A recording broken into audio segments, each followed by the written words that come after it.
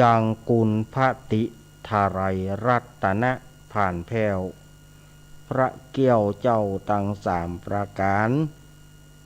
หมายมีพระพุทธพระธรรมพระสงฆ์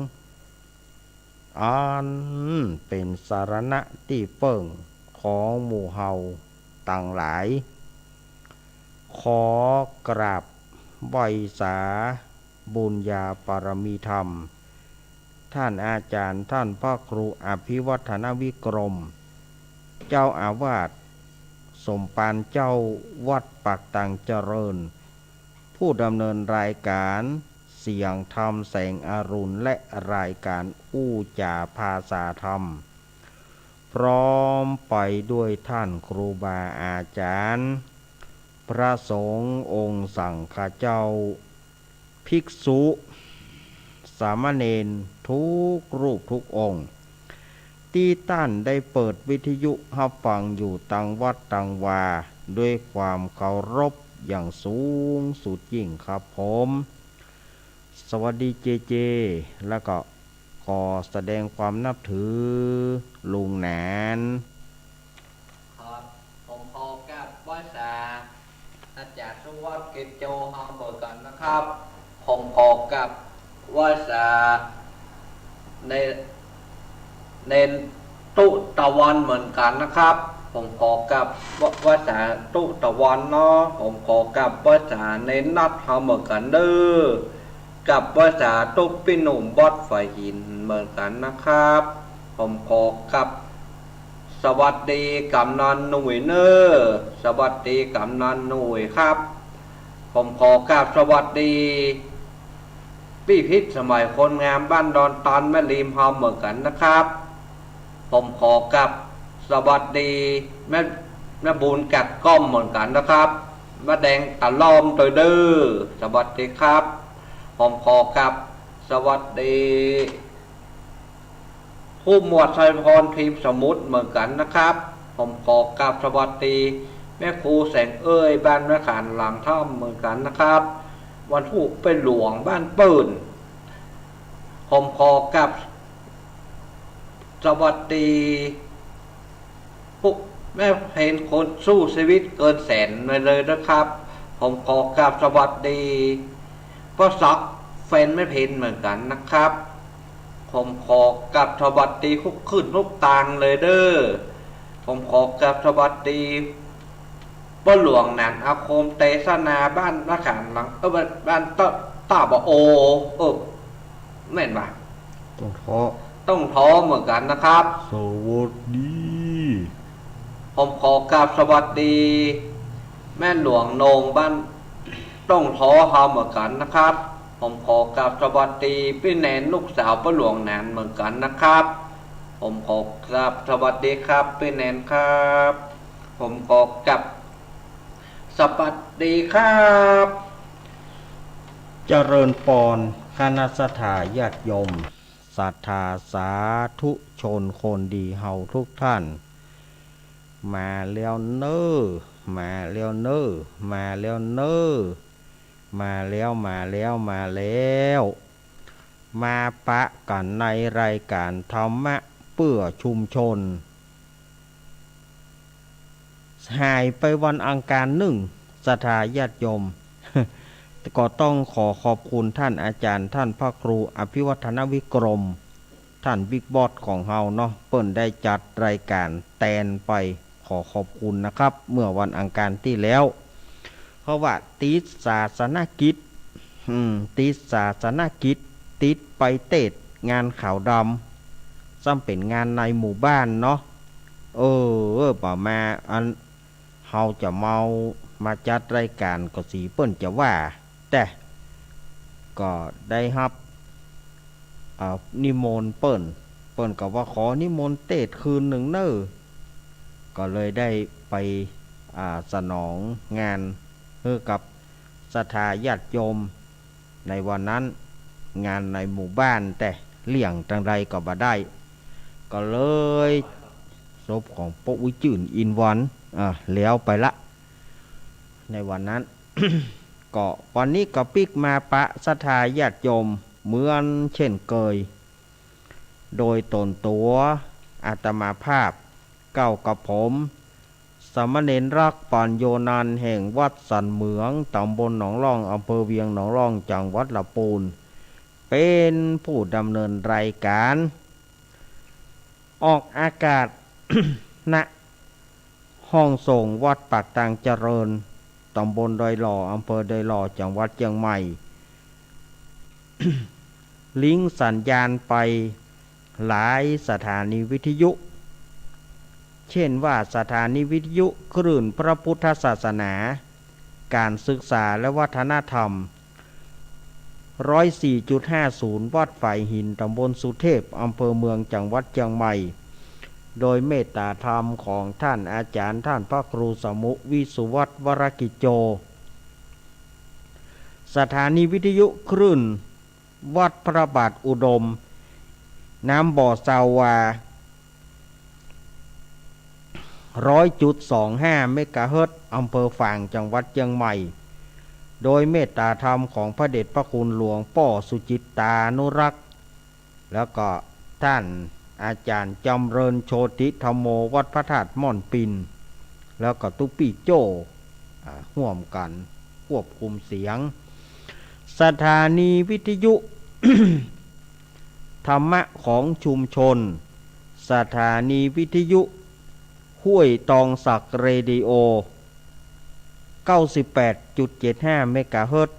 ตั้งอยู่ที่วัดห้วยตองสักตำบลขวางเปาอำเภอจอมทองจังหวัดเชียงใหม่โดยเมตตาธรรมของพระเดชพระคุณหลวงป่อวาปีวรมหานิตแล้วก็ท่านอาจารย์ชาวริชยวังโสสถานีวิทยุมนเสียงธรรม 106.25 เมกะเฮิรตซ์ตั้งอยู่ที่วัดบุพารามตำบลจ้างเคิงอำเภอแม่แจ่มจังหวัดเชียงใหม่โดยเมตตาธรรมของพระเดชพระคุณหลวงป่อมงคลวิสิทธิ์แล้วก็ท่านปรัตน์อุทัยทั้งสองท่านสถานีวิทยุบ้านทุ่งเรดิโอ 89.50 เมกะเฮิรตซ์อำเภอสันปะตองจังหวัดเชียงใหม่โดยการเอื้อเฟื้อถวายเวลาโดยโยมป่ออุดมแม่เทียมวรพุทธวงศ์สถานีวิทยุแม่ขจารโมเดิร์นเรดิโอ 94.5 เมกะเฮิรตซ์โดยการเอื้อเฟื้อถวายเวลาของป้อน้อยสุวรรณแม่อนงพรหมมินทร์สถานีวิทยุ เวียงป่าเป้าเรดิโอสถานีวิทยุดอยหมอกเรดิโอสถานีวิทยุเมืองพานเรดิโอสถานีวิทยุวิทยาลัยสงฆ์ของมจรจังหวัดลำปางสถานีวิทยุบ้านแป้นเรดิโอสถานีวิทยุแม่วางเรดิโอสถานีวิทยุชุมชนคนเมืองลี้โดยป้อครูเสน่ห์จีนาจันทร์แล้วก็แถมหลายสถานีที่เปิ่นฮับสัญญาณเวลา2 ทุ่มโดยประมาณถึง4 ทุ่มขออนุโมทนาขอบคุณน้ำใจไมตรีของท่านหัวหน้าทุกสถานีแล้วก็ตลอดจนถึงช่างเทคนิคช่างคอนโทรลทุกท่านที่เปิ่นควบคุมเสียงฮื้อรายการนี้ออกอากาศหลายๆสถานีเนาะขออนุโมทนาด้วยเนอมาปะกันวันนี้เป็นวันอังคารที่7 กุมภาพันธ์พุทธศักราช 2566 เดือน 5 เหนือเดือน 5 เหนือเดือน 3 ใต้แฮมมานี่2 ค่ำพร่ำว่าเป็นวันอังคารพร่ำว่าเป็นวันอังคารเนาะศรัทธาญาติโยมก็อาจจะสงสัยว่าปีนี้แง่หยังบ่ใจวันมาฆบูชาตามปกติมันเป็นเดือน 5 เปงบ่ใจกะท่านอาจารย์ก็ถามอาตมากันเซ็งแซ่ ปะอาตมาที่ไหนญาติโยมก็ถามก็ปีนี้มันเป็นอาทิกามาศมันเป็นเดือน12เตื้อหรือว่าเดือน82โหนถ้าเอาตามจันทรคติ เอาตามจันทรคติแต่ก็เป็นวันมาฆบูชานั่นนะแต่ว่าบัดเดี๋ยวนี้ปฏิทินทั่วไปมันเป็นสากลมันเป็นสากลปฏิทินฉบับเนี่ยก็เลื่อนเอาวันมาฆบูชาไปเป็นวันเดือน6เปงซึ่งปีนี้ตรงกับวันที่6มีนาคมตรงกับวันที่6มีนาคมฉะนั้นวันมาฆบูชาก็เลื่อนไปแถมเดือนหนึ่งเลื่อนไปแถมเดือนหนึ่งก็คือวันที่6มีนาคมแล้วก็วันวิสาขบูชาปกติจะเป็นวันเดือน8เปงปกตินั่นจะเป็นวันเดือน8เปงวันที่งานพระธาตุดอยน้อยเฮานี่นะงานส่งน้ำพระธาตุดอยน้อยเฮานี่แต่ก็ต้องเลื่อน วันวิสาขบูชาไปเป็นเดือน9เปงส่วนว่างานส่งน้ำวัดพระธาตุดอยน้อยก็คืออยู่คงเดิมนั่นนะเดือน8เปงวัดพระธาตุหาริปุญใจวัดหลายๆวัดที่จัดเดือน8เปงก็คือประเพณีนั้นคงเดิมคงเดิมแต่ว่าวันวิสาขะเฮาก็เลื่อนไปตามสากลอย่างที่อาตมาว่านั่นนะก็เลื่อนไปตามสากลนะเลื่อนไปแถมเดือนหนึ่งแล้วก็อาสาฬหบูชาก็เป็นเดือน10หลังเดือน8หลังปีนี้วันอาสาฬหบูชาตรงกับวันอังคารที่1สิงหาคมปีนี้วันอาสาฬหบูชาก็เลื่อนไปเป็นวันที่1สิงหาคมและวันเข้าพรรษาก็เป็นวันที่2วันพุธที่2กรกฎาคมวันที่2สิงหาคมวันอาสาฬหบูชาเป็นวันที่1สิงหาคมแล้วก็วันพุธที่2สิงหาคมเป็นวันเข้าพรรษาของพระเนนนี่มันเลื่อนกลับไปอย่างอีเนาะมันเลื่อนกลับไปอย่างอีนี่ก็ศรัทธาญาติโยมเข้าใจกันตามนี้เนาะเมื่อมาปะกันแล้วก็บ่ฮื้อกลาดเกลี้ยวเสียเวลาอาตมาภาพก็จะได้เจริญพุทธมนต์ใส่ศรัทธาญาติโยมที่จะเอาน้ำมนต์ในวันอังคารที่แล้วถามหาอาตมาสะพ่องโทรหาอาตมาบัดตันไปโทรหาเจ ได้ยินว่าวันนั้นโทรหาเจ ถามว่าเน้นลักไปไหน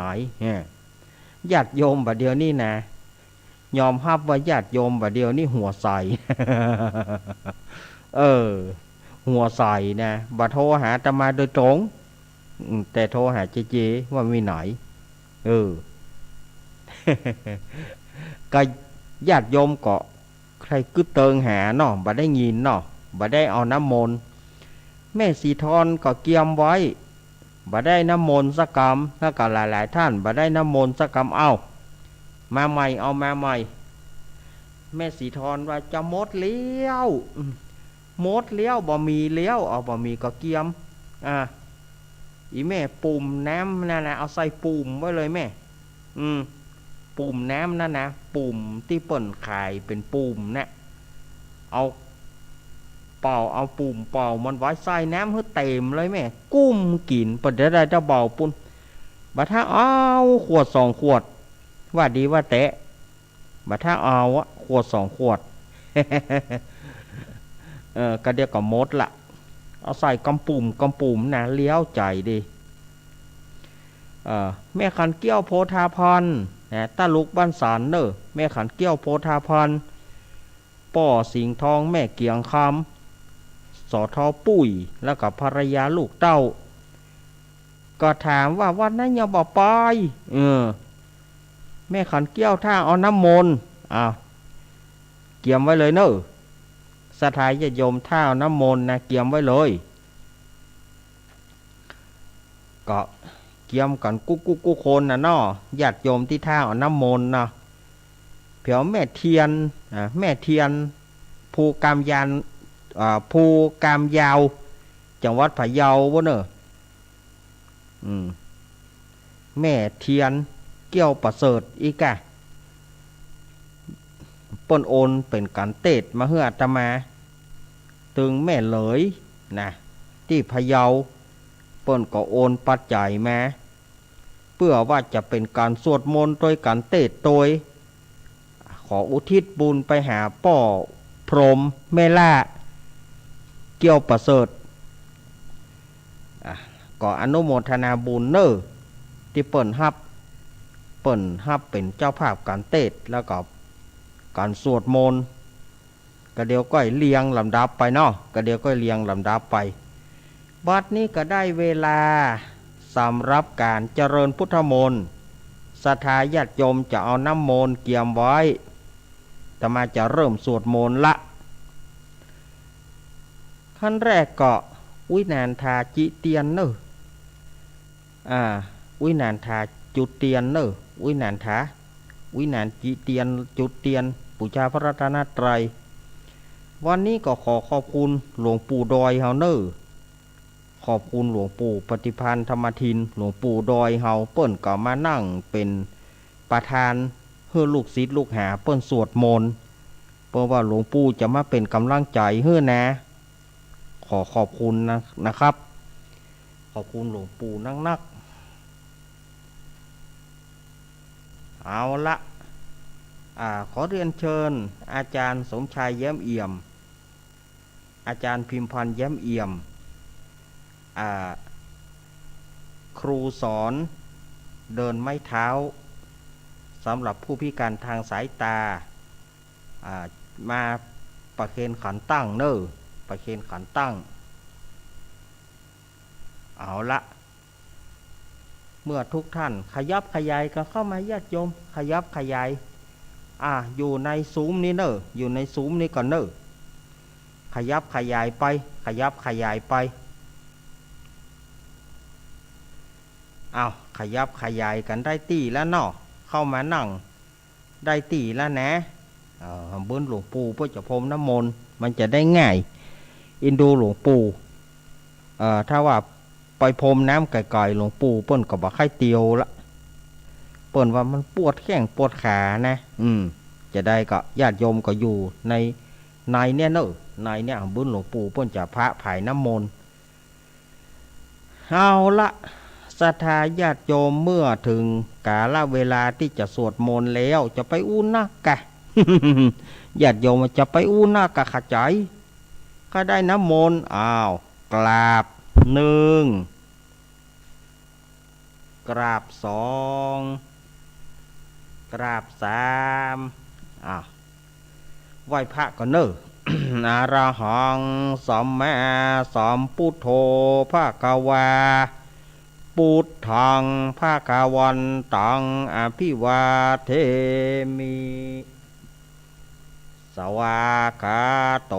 ภะคะวะตาธัมโมธัมมังนะมัสสามิสุปฏิปันโนภะคะวะโตสาวกสังโฆสังฆังนะมา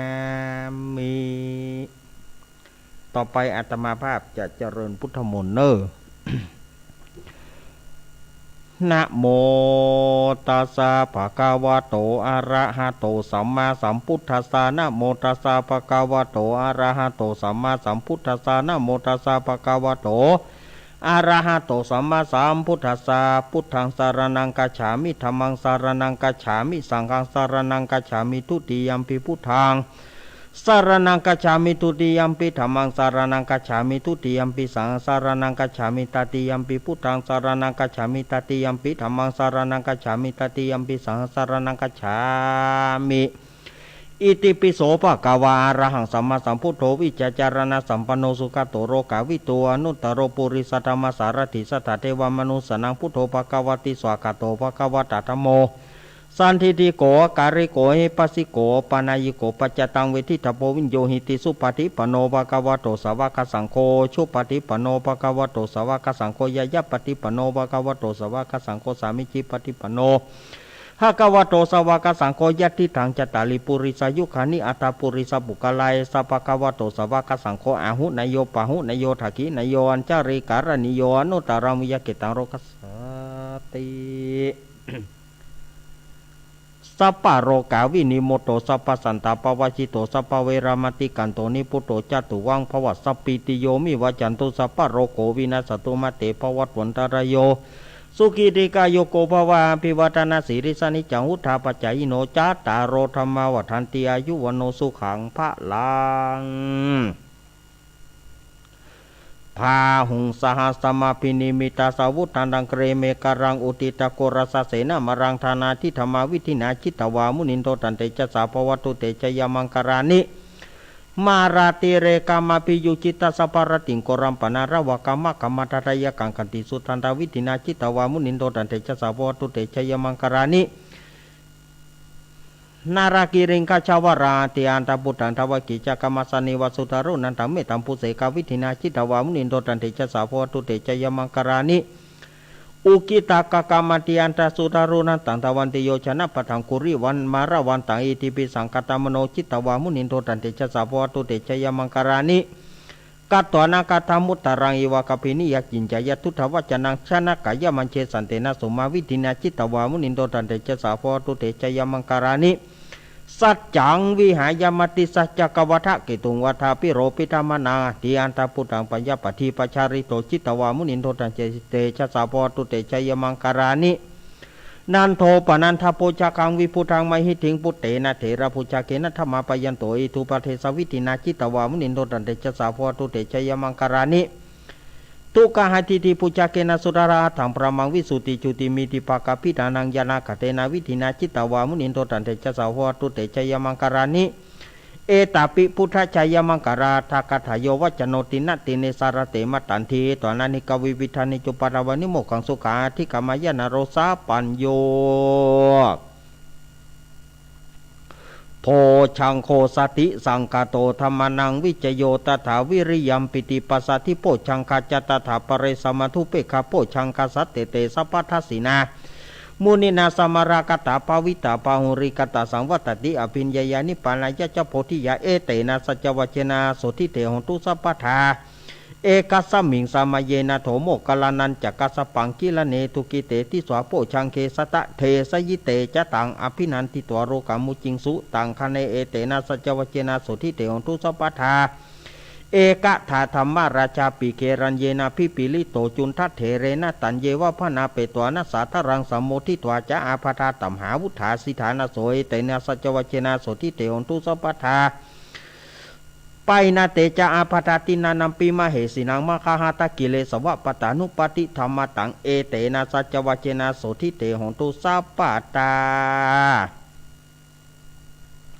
ยันตุนิมิตังอวะมังคารัญเจจามนาโปสกุณสัสสโถปปะกะหงทุสุปินางกันตังพุทธานุภาเวนะวินันสัมปิโตยันตุนิมิตัง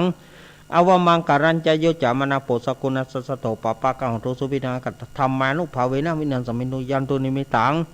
อวะมังคารัญเจโยจามนาโปสกุณสัสสโถปปะกะหงทุสุปินางกันตังสังฆานุภาเวนะวินันสัมปิโต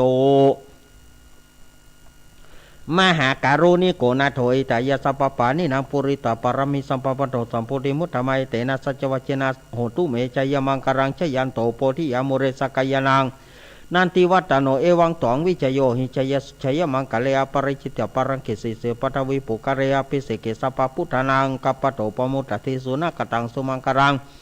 สุปปะตังสุติตังสุคโนโสโมโตจัสสุยิถังประมาจาริสุภรักกินังกายกัมมังวจากัมมังปทักกินังปทักกินังมโนกัมมังปณิทิเตปทักกินาปทักกินานิกตวนะระพันทัตเตปทักกิเน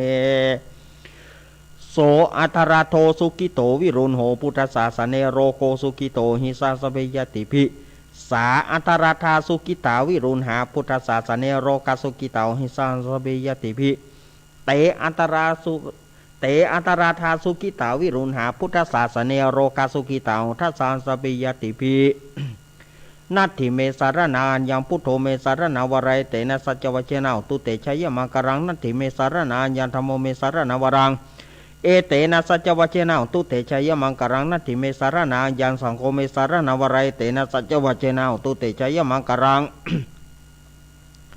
ยังกินจีรัตานังโลเกวิชติวิวิตาปุตุรัตานังพุทธสมานาทิตาสมาสุถิงปวันตุเตยังกินจีรัตานังโลเกวิชติวิวิตาปุตุรัตานังธรรมสมานาทิตาสมาสุถิงปวันตุเตยังกินจีรัตานังโลเกวิชติวิวิตาปุตุรัตานังสังฆสมานาทิตาสมาสุถิงปวันตุเตพุทโธมังคลาสัมพุทโธสัมพุทโธทิปัทุตธรรมโมพุทธมังคลามังกมัสสะปัทุกขาปมุญเจเลธรรมโมมังคลาสัมพุทโธกัมปิโลทุตถโสอนงธรรมมังคลามังกมัสสะปะพญาปมุญเจเลสังโฆมังคลาสัมพุทโธวาราถคินโยอนุตตโรสังฆมังคระมังกมัสสะปะโรกาปมุญเจเลอิติปิโสวิเศษอิเสเสพุทธนาเมอิเมนาพุทธตังสุอิโสตังพุทธปิติอิปัญจมาเลชิโนนาโถปโตสัมพุทธิมุตตมังจตุสัจจังปะกาเสติธรรมจักกังปวัตติอิเตนะสัจเวเจนะโหตุเมชัยมังครังโอมติปะสหมังสะดาบเทียนก้าวัดวารุกเป็นเปลวไฟสารีกันใจกูเทียนนี้ปราบเมืองผีมากู้ดาวบ่ฮู้กี้เจ้นเต้าปราบกินมา101ภาษากูก็ปราบได้ใต้ปืนฟ้าเหนือหน้าแผ่นดินเก้าลิ้นกูก็เป็นน้ำเก้ากลางกูก็มาเป็นแม่น้ำใหญ่กูเจ้าออกไปท่วมหัวผีตายปลายลิ้นกูก็มาเป็นดาบเทียนก้าใต้ปืนฟ้ากูบอกกลัวสังอมสัพปะโตมังสวหายโอมเป็ดจะรำแผ่นดินดำไหวว่าสายตาผีขาดกับหนีละคนดีกูเอาไว้นี่อย่าได้เอาไปตัวหมูสูต้านตั้งผีมารและผีเข็นตั้งผียักษ์ผีเย็นอย่ามาไกลผียากไร้จงหนีไปปานผีกุมพันและผีให้อันเตียวต้องพายจงรีบหนีไปโอมสัพปะโตมังสวหายสาธุสาธุสาธุพระปัญญาปารมี30ทัศสาธุสาธุพระปัญญาปารมีวัดแวดล้อมวิริยะปารมีอ้อมระวังดีศีลปารมีบางหอกดาบเมตตาปารมีผ่าแปะตังปืนตาหน้าปารมีฮือเป็นผืนตั้งต่ออุเบกขาปารมีฮือก่อเป็นเวียงสัจจะปารมีแวดระวังดีเป็นไม้ใต้กันตีปารมีกลายเป็นหอกดาบบางนาไม้และปืนไฟอธิษฐานะพันดาไปทุกแข่งแรงปราบฝูงหมู่มารผีสางพายเป็ดตุกตาวิปบติปังไปนี้แม่ธรณีอัศจรรย์โสเสมือนพันอยู่ข้างน้ำนาตีนองกวางต่อกวางแตกตีฟองนานองนานอกไก่เป็นข้าวตอกดอกไม้ถวายปูจา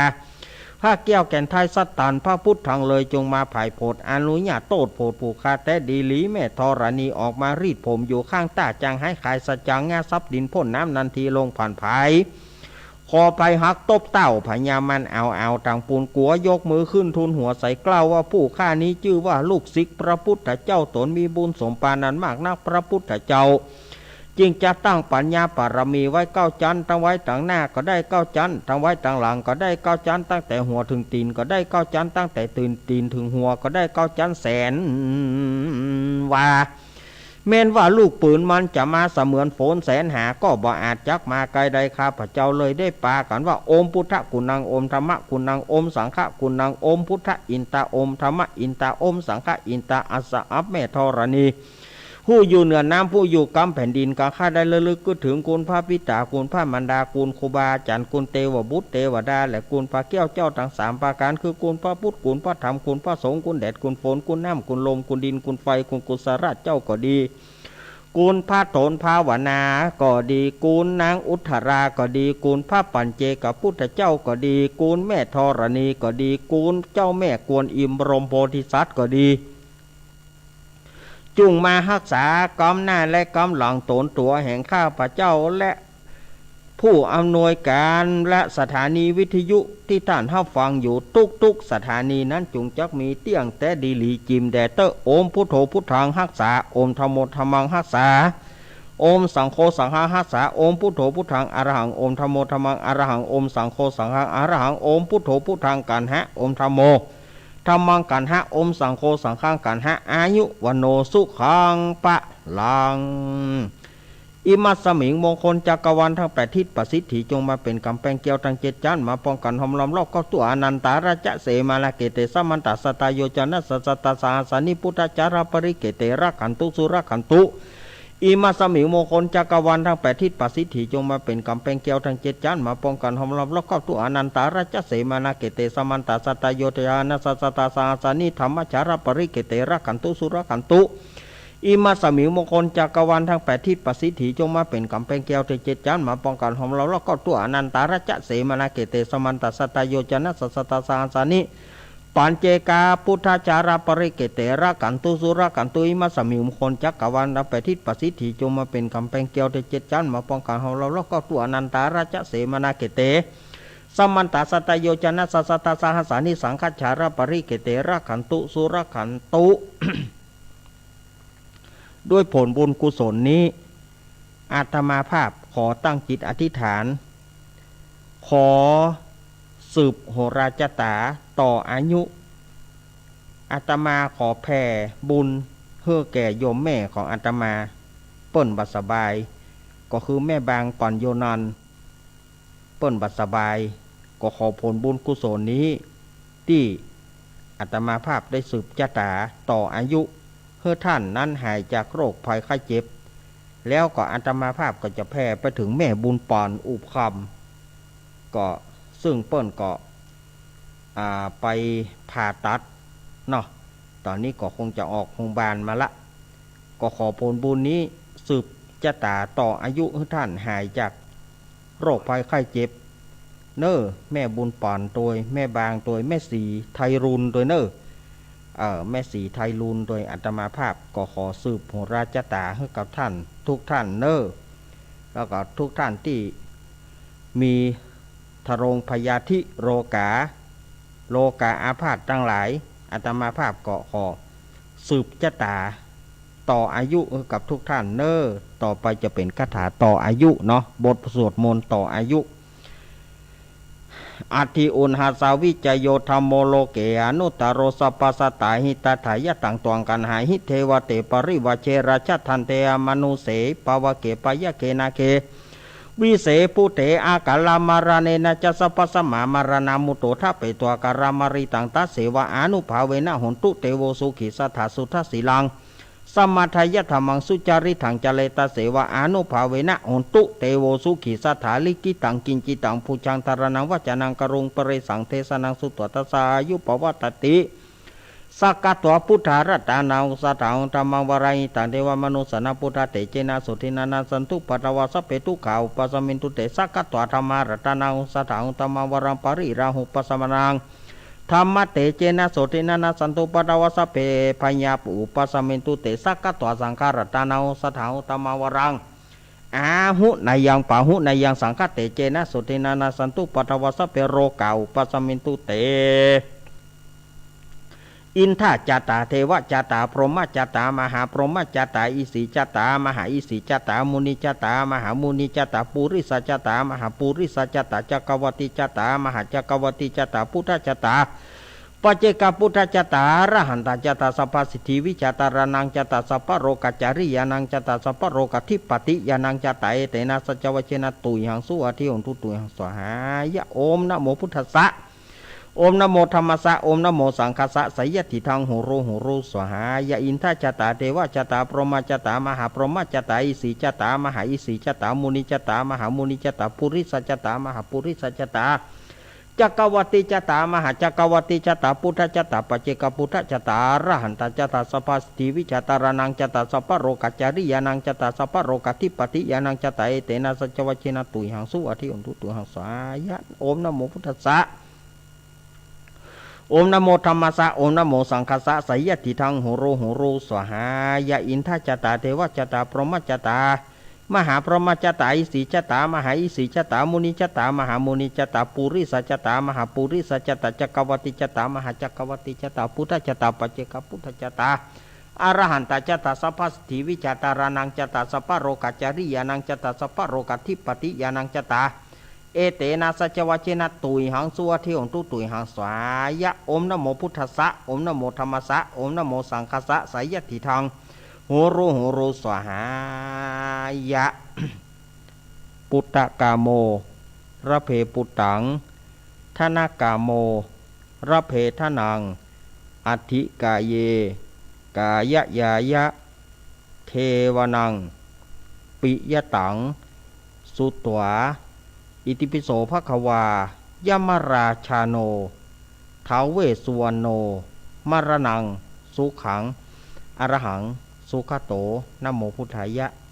ชายาสนากาตาพุทธาเชตวามารังสาวาหานังจตุสัจจังสัพพังราสังเยปิวิสุนาราสพัตันหังคาราทายโยพุทธาตาวิสตินายกัสสเพปฏิติตาไมหังมาทะเกเตมุนิสารสิเสปฏิติโตไมหังพุทโธธรรมโมทวิโรจเนสังโฆปฏิติโตไมหังอุเรสปะกุณาคารโรทะเยเมอนุรุโธสารีบุโตจัตถกิเนโกนทัญโยปิติปะกัสสมิงโมกรโนเจาวามะเกทักกิเนสาวาเนไมหังอสุงอนันตระหงโรคัสสะโปจามหานะโมภาสุงวามะโสทะเกเกสันเตปิติปะกัสสมิงสุริโยวะปะพังกโรนิสิโนสิริสัมปันโนโสภิโตมุนีปุงกาวกุมมะละกัสสะโปเทโรมหิสิจิตวัฏโกโสไมหาวัฒเนนิจัมปติทัสสิกุณากโรปุโนอังคุริมาโรจาอุบารินันทสิวริเถระปัญจายเมชตานาราเตติรากามามาเสสสิติมหาเถราวิชิตาชินสาวกายเตสิติมหาเถราจิตวันโตชิโนรสาจารันตศิลเตเชนะอังคมังเกสุนตสันติตารัตตานังปุระโตอสิทขิเนเมตาสุตกังทัจกังปัจจโตอสิวะเมยังกุลิมารากังกันทะโมระปริตัญจอาตานาติยสุทกังอากาเสชาธนาสิเสสปะกะลสันติตาชินานาวรสังยุตตาสัตตปะการรังกตาวตาปิตาทิสัญจตาปยรัชตุปทวาอาเสสาวินายังยันโตอนันตชินะเตจสาวัสโตเมสกิเจนะสัทธาสัมพุทธาปัญจเรชินะปัญจรมัชฌมิวิหารันตังมหิตเรสธาปริตุมังสัพเปเตมหาปุริสสัพพายเจวมันโตสุกุตโตโสระโกชินานุภาเวนะชิตุปัฏฐโวธรรมานุภาเวนะชิตาริสังโฆสังฆานุภาเวนะชิตันตรายโยสธรรมันปุราปริตาจารามิชินาปัญชเรติอาตมาภาพขอส่งกระแสจิตให้โยมปี่พิสมัยให้หายจากโรคาอาพาธเปิ้นบัดสบายก็ขอให้เปิ้นพ้นจากโรคาอาพาธหายวันหายคืนตัวเนอปี่พิสมัยเจ้าของรายการธรรมะขายเครียดเนาะเอตาวาตาจามเหสัมปนาบุญญาสัมปนาสัพเพเทวานุโมทันตุสัพพสัมปติสิทธิยาทานังทัทันตุสัทธยสิระกตุสัพพทาภาวนาปิรตาอุตุขฉันตุเตวตากตาสัพเพพุทธาปรปตาปเจกันัญจยังพระอรหันตานาจเตเจนะระกังวันตามิสัพพโสโพตุสัพพมังคารากันตุสัพพเทวตาสัพพพุทธานุภาเวนะสัทธาสุถิงภวันตุเตภวตุสัพพมังคารังรักกันตุสัพพเทวตาสัพพธรรมานุภาเวนะสัทธาสุถิงภวันตุเตภวตุสัพพมังคารังรักกันตุสัพพเทวตาสัพพสังฆานุภาเวนะสัทธาสุถิงภวันตุเตนะกัตตายกาปุตตานังปปะกาหานิวรณปริตสานุภาเวนะหันตัวเตสังปัตเวนะกัตตายกาปุตตานังปาปะกหานิวรณปริตสานุภาเวนะหันตัวเทสังปัตเวนะกัตยคพุตานังปาปะกหานิวรณปริตสานุภาเวนะหันตัวเตสังอุปัฏฐเวอโรกายาปารมาราภาสันทุติปารมังทานังวิสาสังปารมายาตินิปานังปารมังสุขังเอาละศรัทธาญาติโยมอาตมาก็จบไปขั้นตอนหนึ่งต่อไปนี้ศรัทธาญาติโยมก็การเข้ามาเนอะการเข้ามาเอามูนุมมูกอมมูนุมกอมมูนุมตั้งหลายมูนุมนุมมานี่เร็วมายกเอาซุ้มจะตานี่ออกไปกำมายกเอาซุ้มจะตานี่ออกไปทางนอกกำมูนุ่มตั้งหลายมาเอาบุญเอาขอบคุณขอบใจนักเน้อเอาละต่อไปนี้ก็ศรัทธาญาติโยมที่ตืดไฟเลยโยมที่มาจากกรุงเทพก็จักเลยนะไฟเนี่ยจักเลยนั่นมาศรัทธาญาติโยมก็ได้แล้วก็เอาฝ้ายให้หลวงปู่แล้วก็เอาฝ้ายมาหาพระคุณเจ้าทั้งหลายเอาฝ้ายมาจนถึงเนนจนถึงเนนทุกตนทุกองค์ที่มาห่วมวันนี้นะก็เอาฝ้ายจากโยมอ้าวต่อไปนี้ก็มัดมือมัดมือ พุทโธมังกลาสัมพุทโธสัมพุทโธทีปัทุธัมโมพุทธมังกละมากมาสัพพทุกขาปมุญเจเลธัมโมมังกลาสัมพุทโธคัมพิโลทุตโสอนุงธรรมมังกลามากมัสสะปะพัญญาปมุญเจเลสังโฆมังกลาสัมพุทโธวราทขินโยอนุตตโรสังฆมังกละมากมัสสะปะโรกาปมุญเจเลสัพเพพุทธาปรปตาปัจเจกนันจะยังพรังอรหันตานาจเตเจนารักขังวันตามิสัพพโสสัพเพธรรมาปรปตาปัจเจกนันจะยังพรังอรหันตานาจเตเจนารักขังวันตามิสัพพโสสัพเพสังฆาปรปตาปัจเจกนันจะยังพรังอรหันตานาจเตเจนาโสสัพเพสังฆาปรปตาปัจเจกนันจะยังพรังอรหันตานาจเตเจนารักขังวันตามิสัพพโสอมพุทโธปัตอมธรรมโมปัตอมสังโฆปัตเคาะพุทโธปัตเคาะธรรมโมปัตเคาะสังโฆปัตเคาะให้หนีดีไหมให้หนีดีไหมเอาญาติโยมเป็นที่เรียบร้อยเอานั่งที่เดิมก่อนนะนั่งที่เดิมก่อนนะไปฮึบกันเดี๋ยวหลวงปู่ไปฮึบกันนักฮึบกันหลายหลวงปู่จะอิดเฮ้แปลงตางให้มันโล่งหน่อยศรัทธากับไปนั่งที่ภายที่มันฮ้อน เอาละต่อไปนี่ก็วินันทากรรมสลุงเนอะวินันทากรรมสลุงให้หลวงปู่จะได้พระพรหมน้ำมนต์เนอะชะยันโตโพธิยาโมเรสกายานังนันติวัตตาโนเอวังตวงวิจโยหิชัยยสุชัยมังกาเลอาปาราชิตาปรังเกเสเสปัทวีปุงกาเลอภิเสเกสปพุทธานังข้าปโตปมุตตติสุนักตังสุมังการังสุปะปะตังสุหุติตังสุกโนสุโมโหโตจัสสุยิทังพระมาจาริโสปทักกินังกายะกัมมังวาจากัมมังปทักกินังปทักกินังมโนกัมมังปณิทิเตปทักกินาปทักกินานิกัตตวนะระพันธาเทปทักกิเนสาธุสัตอ้าวละเลี้ยวไปแถมเปราะหนึ่ง เลี้ยวไปแถมขั้นตอนหนึ่งในขณะนี้ศรัทธาญาติโยมก็กำลังรับฟังรายการธรรมะเพื่อชุมชนตั้งสถานีวิทยุแห่งนี้นะศรัทธาญาติโยมก่อนที่อาตมาภาพจะได้เทศน์น้ำเทศน์ธรรมนี้ก็ขอแจ้งงานให้กับศรัทธาญาติโยมได้ฟังกันก่อนเนาะวัดสันเหมืองตำบลหนองรองอำเภอเวียงหนองรองจังหวัดลำพูนเป็นวัดของอาตมาภาพจะได้จัดงานประเพณีส่งน้ำพระธาตุประจำปีขึ้นจะได้ส่งน้ำพระธาตุพระเจดีย์พบโชคทวีสีสันเหมืองวันที่15กับ16เมษายน2566วันที่15นั้นประมาณ4 โมงแรงก็จะได้อาราธนาพระสงฆ์องค์เจ้ามาสวดเจริญพุทธมนต์ชัยมงคลคาถาแล้วก็วันที่16นั้นตั้งแต่เวลา9 โมงเป็นต้นไปก็จะเป็นหัววัดหัววาต่างๆก็จะได้นำเครื่องไทยทานมาร่วมทำบุญแล้วก็ร่วมส่งน้ำธาตุในเวลาที่ตั้งแต่9 โมงไปต้นไปเนาะ9 โมงเจ้าไปต้นไปก็คือระหว่างวันพญาวันกับวันปากปีนะ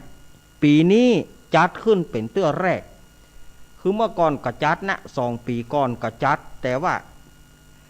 มันบ่ได้แผ่ภายน้ำบุญบ่ได้แผ่วัดไปบ่ได้ออกหัววัดเตื้อเก่าวัดเดียวนั่นนะกะวัดเฮาแต่ปีนี้ก็จะออกหัววัดเนอะปีนี้ก็จะออกหัววัดจะนิมนต์หัววัดต่างๆแห่เครื่องไตรยทานเข้ามาถวายเป็นทานก็ขอกราบนิมนต์พระคุณเจ้าแล้วก็เชิญชวนคณะศรัทธาญาติโยมวันตกวันออกขอกใต้หนเหนือวันที่15กับ16ก็มาร่วมทำบุญส่งน้ำพระธาตุเจดีย์พบโชคทวีสีสันเหมืองโดยการ16นะ วันปากปีเนาะวันพญาวันก็จะมีการสวดเจริญพุทธมนต์ภาคค่ำแล้วก็วันปากปีนั่นก็มีการส่งน้ำพระธาตุตลอดทั้งวันค่ำคืนก็มีรำวงรำวงคณะวงแหวนรอบสองอีกวงแหวนรอบสามอีกอะอันนี้ของละอ่อนเขาเนาะเป็นความบันเทิงของละอ่อนเขารำวงคณะวงแหวนรอบสามนี่อำเภอเมืองจังหวัดเชียงใหม่พุ่นเนอจะมาเล่น นี่ก็เชิญชวนคณะสัตยาญาติโยมไปร่วมกินร่วมทานกันเนอแล้วก็ปีนี้เดือน6จะออกแล้วเนอสัตยาญาติโยมเมื่อเดือน6ออกมาอย่างที่อาตมาว่านะเดือน6เหนือนะญาติโยมปีที่แล้วมีญาติโยมเปิ้นบ่เข้าใจเปิ้นก็โทรมาคล้ายๆว่าโทรมาประท้วงอาตมาประท้วงแกมดานะสัตยาญาติโยมเปิ้นก็มาประท้วงแกมดาอาตมาก็ฮับเอาไว้แต่มาถึงวันนี้อาตมาก็จะอู้ให้ฟังว่าวันเดือน6เหนือหรือว่าเดือน4ใต้ขึ้น1ค่ำเป็นวันที่ตั้งประเพณีตั้งเหนือเฮาก็จะมีการฝังเกลือเพื่อหยังฝังเกลือเพื่อว่าการลมหลวงเอาพ่องก็ว่าก็ที่น้ำทะเลเหรอน้ำทะเลก็เกลือปะเลิกปะเตอลมยังมามันโคนละ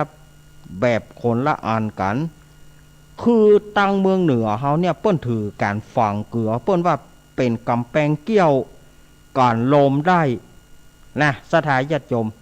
ฉะนั้นพอเดือน6เหนือหรือว่าเดือน4ใต้ออกมา1ค่ำเนี่ยเปิ้นจึงนิยมให้ฝังเกลือไว้4ทิศมุมบ้านแล้วก็4ทิศของเลือกสวนให้นาของท่าน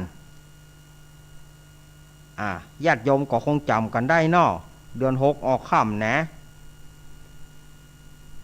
วันนั้นญาติโยมก็ไปฝังเกลือในวันเดือนออกค่ำซึ่งปีนี้ตรงกับวันที่20ตรงกับวันที่20กุมภาเนอะตรงกับวันที่20กุมภาเป็นวันเดือน6ขึ้น1ค่ำโยมก็ไปเอาเกลือไปแปลงเกลือเป็น4ถ้าอย่าเพิ่งง่ายๆก็แปลงไป4จ๊อกก็ได้หรือว่าแปลงไป4กำหรือว่าแปลงไป4จ๊อกก็นะไปที่เฮือกสวนให้นาของท่านหรือว่า4มุมบ้านของท่านก็ให้ขุดทางทิศตะวันออกแก่ก่อนเนอทิศขุดทางทิศตะวันออกแล้วก็มาขุดเอาทิศใต้นะแล้วก็ขุดทิศตะวันตกแล้วก็ขุดทางทิศเหนือวันออกใต้วันตกเหนือให้ขุด4ทิศแล้วก็เอาเกลือจอกแรกหรือว่าเกลือกำแรกปูนแรกนั้นน่ะจอมหลุมตะวันออกแก่ก่อนแล้วบริกรรมว่าอิออ่างสระอิออีนะอันนี้อันภาคตะวันออกของว่าอิคือว่าอิแล้วก็ถมแล้วทีนี้ก็มาจอมในทิศใต้ก็บริกรรมว่าสวาสวอาสวาแล้วก็ทิศตะวันตกทิศตะวันตกก็ว่าเอาจอมลงไปแล้วก็สุแล้วก็ฝังโถเอาดินถมไปทิศเหนือนี่รวมกันเลยอิสวาสุทิศเหนือรวมกันอิสวาสุญาติโยมเข้าใจเนาะวิธีการฝังเกลืออาตมาก็ว่าไปหลายปีแล้วนะเขาจะแถมด้วยคำว่าโอมพุทโธกันนะโอมธรรมโมกันนะโอมสังโฆกันนะตัวก็ได้กันนะแปลว่าก้อนบ่ฮื้อลมได้มาบ่ฮื้อลมได้มาเฮือกสวนให้นาบ่ฮื้อลมได้มายังตีบ้านตีจองของเขาสถาญาติโยมอันนี้ก็อาตมาก็ขอบคุณแม่พลอยไพลินสุริยะเนอะแม่พลอยไพลินสุริยะสีถ้อยอำเภอฝางเปิ้นเตือนสติอาตมา อาจารย์เน้นลากปีนี้บอกวิธีฝังเกลือกับผดโถอาตมาใจหายว้าวปุดโทอาตมาลืมลืมว่าสทายาโยมอาตมาโอ้โทใจหายว้าวเกิดใจได้ลืมมาบอกเฮ้วันนี้เนอะถ้าวันการหน้าอาตมาก็ยังจะมาบอกอยู่ถ้าได้มานะถ้าได้มาถ้าบัติดอันยังก็คือมาอยู่เนอะ อ้าวมาถึงการเทศธรรมเล่าธรรมวันนี้อาตมาภาพจะได้น้อมนำพระธรรมเทศนาเอามาปัดฝุ่นใหม่เรื่องอานิสงส์ตานหาคนตายนี่อย่างอาตมาเลือกเอาทำอานิสงส์ตานหาคนตายส่วนหนึ่งอาตมาภาพจะอุทิศบุญให้กับแฟนรายการของขึ้นสีขาวเฮาเช่นว่าป่อบุญมีเมืองกลางบ้านน้ำตกแม่กลางป่อบุญมีนี่ก็โทรหาครูบาอาจารย์เกือบกู้รายการโอ้ยขออาจารย์โอ้ยขออาจารย์ป่อมีส่วนนี่เนาะเปิ่นได้ล่วงลับดับขันไปอาตมาก็ตกอกตกใจแต่ป่อบุญมีอาตมาก็ขออุทิศบุญให้ป่อบุญมีเมืองกลางเนอเพื่อได้รับผลบุญกุศลโดยแล้วก็ป่อพิรุณธรรมวังบ้านแม่กุ้งบกอำเภอสันปะตองป่อพิรุณธรรมวังนี่ก็ถือว่าเป็นสะพานบุญซึ่งได้ปะกันเปิ่นก็มาเสี่ยงชีวิตไปอาตมาขอบุญนี้แผ่ไปให้กับป่อพิรุณเนอแล้วก็ป่อบุญมีเมืองกลางเนอเจ้าภาพลักษณ์ยังเป็นทางการในวันนี้ก็มีป่อสมศักดิ์แม่สีเพนขาวเตี้ย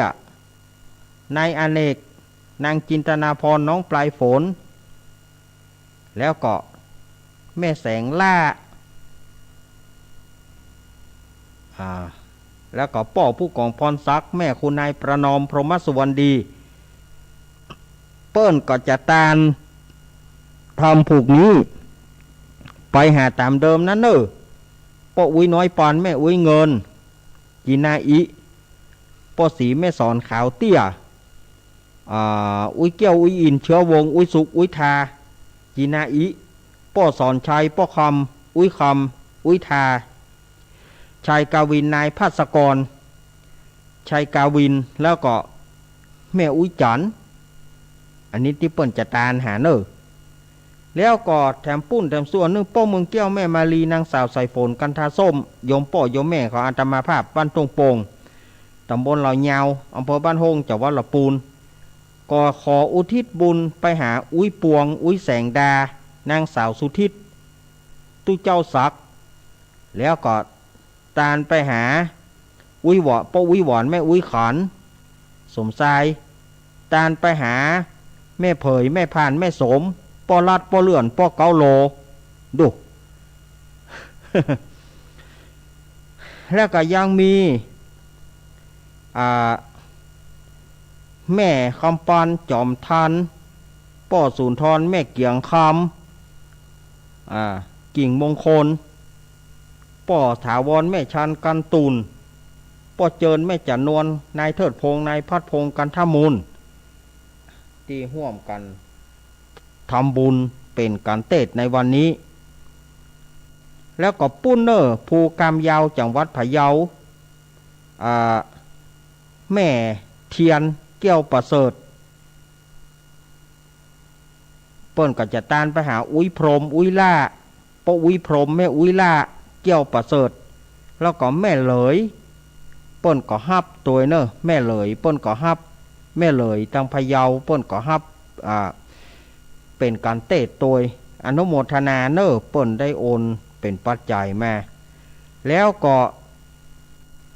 โดยเฉพาะป้อสุนทรแม่เกียงคำนี่นะที่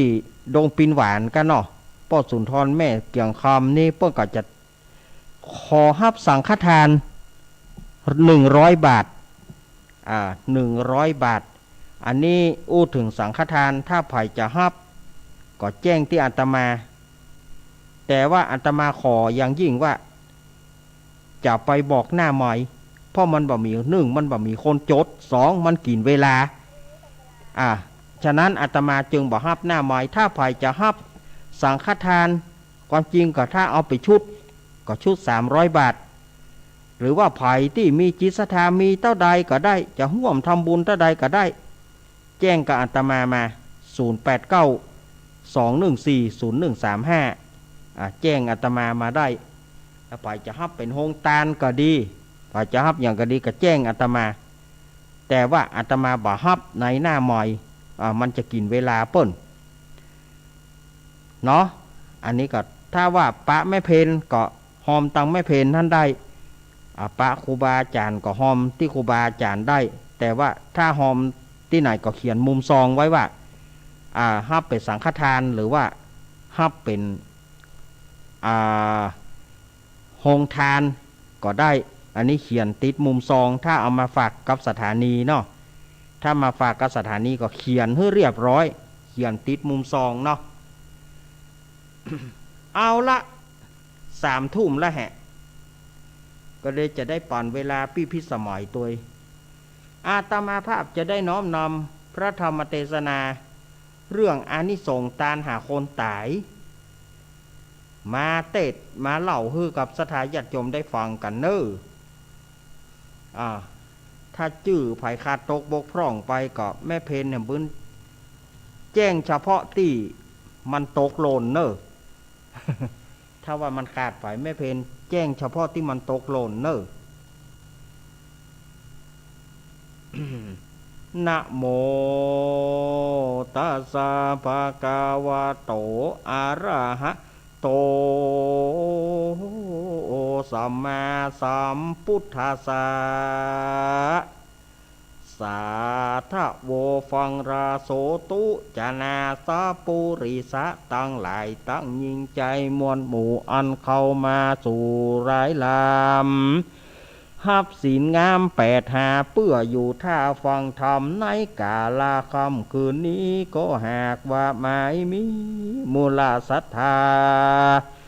จู้ผู้จู้คนก็ได้ปากันสะโรงคงควายตกแต่งพร้อมนำมายังจตุปัจจัยไตยะตานมวลฝูงนี้เพื่อจะมาปูจาพระสัทธรรมเทศนานิมนต์ตนตัวอาตมาภาพมาเป็นองค์เทศนาธรรมในกาลค่ำคืนนี้เพื่อจักมาอุทิศทานไปหาปิตามารดาพ่อแม่ตั้งเท่าแก่สัมพันธวงศาญาติกาญาติมิตรพี่น้องที่ได้ร่วงรับดับขันไปขอภารานาบุญส่วนกุศลม้วนฝูงนี้จงไปรอดไปถึงย่างเขายาวตั้งหลายที่เจ้าหมูเงามุนราชธาได้ตั้งกรรมกรรมผาฐานาสันนี้แล้วก็ขอเฮจิตตะดวงวิญญาณของเขาเจ้าตั้งหลายจงโคตรคายเอาตนเอาตัวขึ้นสู่สวงสวรรค์จันทร์ฟ้าบุญสมปานแก่กาได้ถึงอมตะมหาเนปานเวียงแก้วปูนเตอเอาละเนาะสถาญาติโยมสาธุชนเฮาทั้งหลายอาตมาภาพจะได้เล่าธรรมให้กับสถาญาติโยมได้ฟังกันทำอานิสงส์ทานหาคนตายสมัยนั้นพระพุทธเจ้าของเฮาเปิ้นประทับอยู่ที่พระวิหารเชตวันในกรุงสาวัตถีพระพุทธเจ้าของเฮาเปิ้นก็ได้ปารภถึงเศรษฐีผู้หนึ่งเศรษฐีผู้เนี่ยมีแก้วแหวนเงินทองนักหนา80 โกฏก็คือ800 ล้าน มีเข้าของนักแล้วก็มีลูกบ่าวคนเดียว มีลูกคนเดียวเป็นป่อใจตึงซ่อง อย่างไรฮะมีลูกคนเดียวเป็นป่อใจตึงสองลูกบ่าวนี่ก็กำลังมองเป็นบ่าวแถวเนี่ยสถาญาติโยมเป็นบ่าวแถวก็ประมาณ15-16เนี่ยกันเนาะสามมาทารงพยาธิมาทารงพญาตมาเป็นพญาตกับตัวก็เลยตายไปเหียเมื่อลูกบ่าวตายไปเศรษฐีนี่นะก็ให้สะอึกสะอื้นเนอะให้เกิดเติงหาลูกก็จัดการทรงสการตานคาบแล้วก็มากึดใจว่าลูกกูจะกินหยังลูกกูจะกินหยังลูกกูจะอยู่อย่างใดกินอย่างใดก็เลยไปจ้างศาลาแปลงมนดบแปลงหิ้งเอาไว้เข้าเอาไว้น้ำแล้วก็ตั้งคนใจคนหนึ่งว่ามึงต้องไปส่งเข้าให้ลูกกูเจ้ากูแหลงเนอะอย่าได้ขาดแกงพักแกงไม้จะไปเอาไปลูกกูมักเฮ้ยจีนกูขาบลาบกูกอมเนอะลูกกูมัก บัดถ้ากลัวเงอเสียเงินตาใดบอกว่าขันแน่ว่ามึงส่งเข้าให้ลูกกูส่งเข้าให้ลูกกูกินกูขาบลาบกูกอมแล้วจำไว้ป้อใจคนนั้นก็ทำตามนะกะเนาะแจ้งมาก็เบิกสตางค์ก็ไปซื้อจีนมาลาบก็เอาไปไว้ที่มณฑปพนะเอาไว้ที่หิ้งนะตึงวันส่งเข้าได้ปีหนึ่งสถาญาติโยมส่งเข้าได้ปีหนึ่งบ่เคยขาดนะส่งขับเจ้าขับแรงก็ไปหารอยู่นั่นนะนายน้อยอย่างบักกินหารเมื่อใดก็มีอย่างเก่าแมะข้านจะว่าเนอะก็กลัวเศรษฐีด่าหัวก็เลยบอกว่าก็ส่งเข้าอันนะส่งเข้าถึงวันได้ปีหนึ่งมีอยู่วันหนึ่งเป็นวันเดือน12เปงสลายญาติโยมเป็นวันเดือน12เปงวันนั้นฝนก็มาตกน้ำก็มานองป้อใจคนนั้นจะข้ามฝั่งไปปัจจาข้ามไปบ่ได้เพราะว่าน้ำมันนักลำไป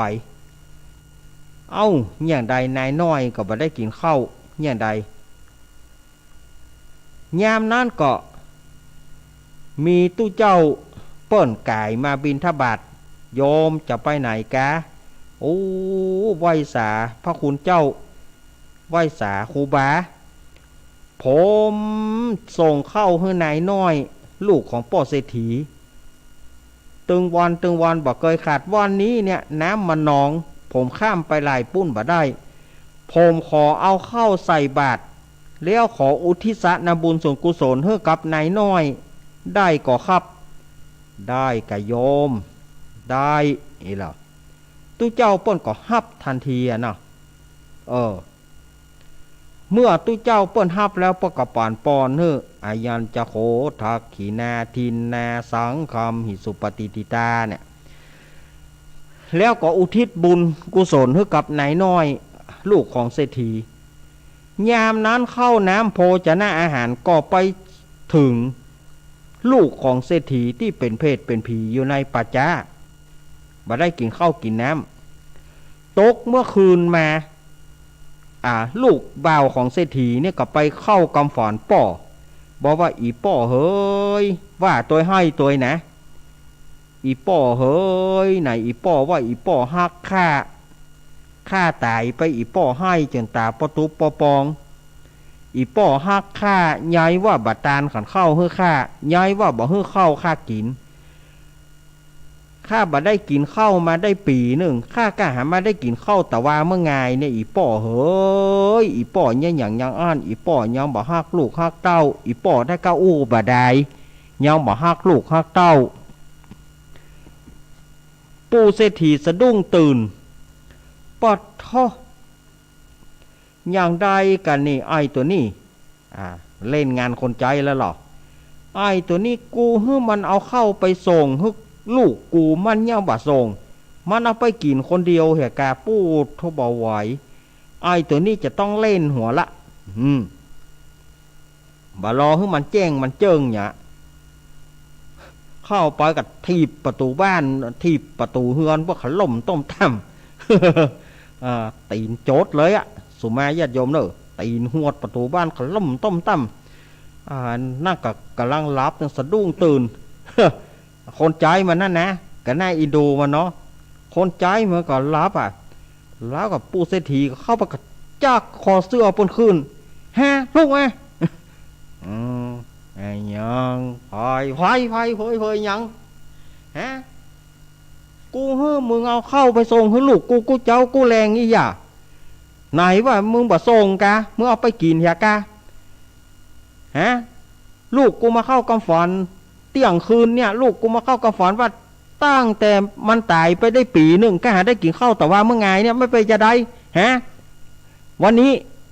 ทำไมเมื่อไรที่ไหนอย่างใดฮะโอ้กันก่อน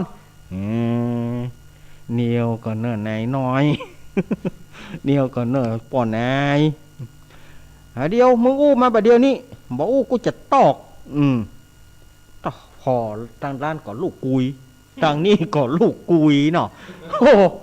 โอ้พออันใดก็ได้เนาะมีก็ลูกกุยเนาะบอกว่าซ้ายว่าขวาก็เดียวขอล้างหน้าก็เดียวก็เตอะนายน้อยก็เดียวข้าขอล้างหน้ากำเดียว ว่าแล้วก็ล้างหน้าล้างตาว่ายายว่ามาขอจะฮื้อไหวก็ไหวป้อนายเฮ้ยข้าขอยกมือไหวป้อนายเตอะป้อนายฝั่งโคตรเด้อนั่งใจเย็นๆก่อนเอากินน้ำเย็นๆก่อนกินเนี่ยก็สวกง่ายได้เป็นขอป้อนายกินน้ำก่อนเถอะแล้วก็ฟังข้าก่อนถ้าว่าข้าอู้จบแล้วจะโคตรจะบุบจะตีข้าก็ตึงบอกว่าป้อนายก็กินน้ำมาล่ะได้กินน้ำก็พอใจดีหน่อยเอาว่ามาป้อนายเฮ้ยข้าจะอู้ให้ฟังตั้งแต่ว่านายน้อยตายไปเนี่ยข้าก็ตามป้อนายบอกนั่นนะว่าเพิ่งเอาจีนกู้ขาบเพิ่งเอาลาบกู้กอมแกงพักแกงไม้ยังบ่มีนายน้อยเป็นที่ฮักแข่งข้าอย่างใดป้อนายสั่งข้าก็ทำตามนั้นบ่เคยขาดได้ปีหนึ่งข้าส่งเข้าข้าก็หันนะเมื่อใดก็แกงเหลือเมื่อใดก็ลาบเหลืออามะแต่ว่าข้าก็คัดบ่ได้ป้อนายจะด่าจะตีหัวทางที่ก็หันมีอย่างเก่าข้าก็โกกกว้างยะก็เอาของกินใหม่เข้าไปเฮ้อนายน้อยเป็นประจำบ่เคยขาดได้ปีหนึ่งมีตะวาเนี่ยซึ่งเป็นวันเดือน12เปงฝนมันตกน้ำมันนองข้าข้ามไปหลายปุ้นบ่ได้ข้าก็เลยพัดว่ายามนั้นก็มีตู้เจ้าเปิ่นมาบิณฑบาตเปิ่นมากลุ่มเข้าข้าก็เลยเอาเข้าใส่บาตรแล้วอุทิศบุญให้นายน้อยอันเนี้ยป้อนายเหยเมื่อป้อนายได้ฟังแล้วจะโคตรข้าก็ตึงบอกว่าจะบุบจะตีข้าก็บอกว่าข้าได้อู้สารภาพเป็นความจริงข้าขอสาบานเฮือฟ้ากินดินม้อยเถอะถ้าข้าบ่ส่งถ้าข้าเอาไปกินเนี่ยคนเดียวเฮือข้าตายไปใน3 วัน 7 วันนี้โหเป๋ว่าไปแปลงหิ้งไว้นี่มันบ่มีประโยชน์กะบ่าเนี่ยอีก็ถ้ามึงอุทิศบุญไปเอาใส่บาตรแล้วตาลไปหาลูกกูถึงได้ฮับอันก็ปีนั่นน่ะเข้าที่ไปส่งตึงปีเนี่ยกินกูขาบลาบกูกอมเนี่ยก็บ่มีประโยชน์จะนะอันใดกันแน่โหกูขอโทษเธอบ่เฮ้ยกูก็ได้เนี่ยกับมึงอย่างอีตั้งแต่บัดนี้เป็นต้นไป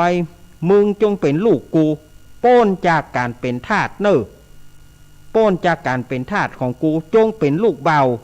คนที่2ของกูจะฮักมึงเป็นลูกเป็นเต้าเนี่ยอันนี้ทรงมันดีนะก็เลยได้เป็นลูกของปูเศรษฐี เรียบร้อยปูเศรษฐีก็ปาเอาค่าทาสเนี่ยแล้วก็ปาเอาลูกเบาคนใหม่เนาะแล้วก็ปาเอาบริวารตั้งหลายไปเฝ้าพุทธเจ้าแล้วก็ทูลถามว่าพันเตพระควาข้าแต่องค์สมเด็จพระสัมมาสัมพุทธเจ้าการที่ว่าเฮาลูกตายไปก็ดีภายตายไปก็ดีแปลงมนดบหรือว่าแปลงหิ้งไว้แล้วส่งเข้าประมาณได้1 ปีมันมีประโยชน์ก่อ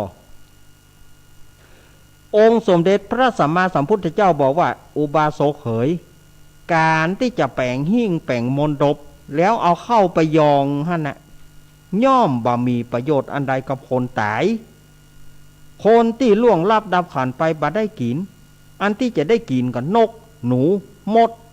แค่นั่นแหละโยมเอ๋ยเจริญพร โอ้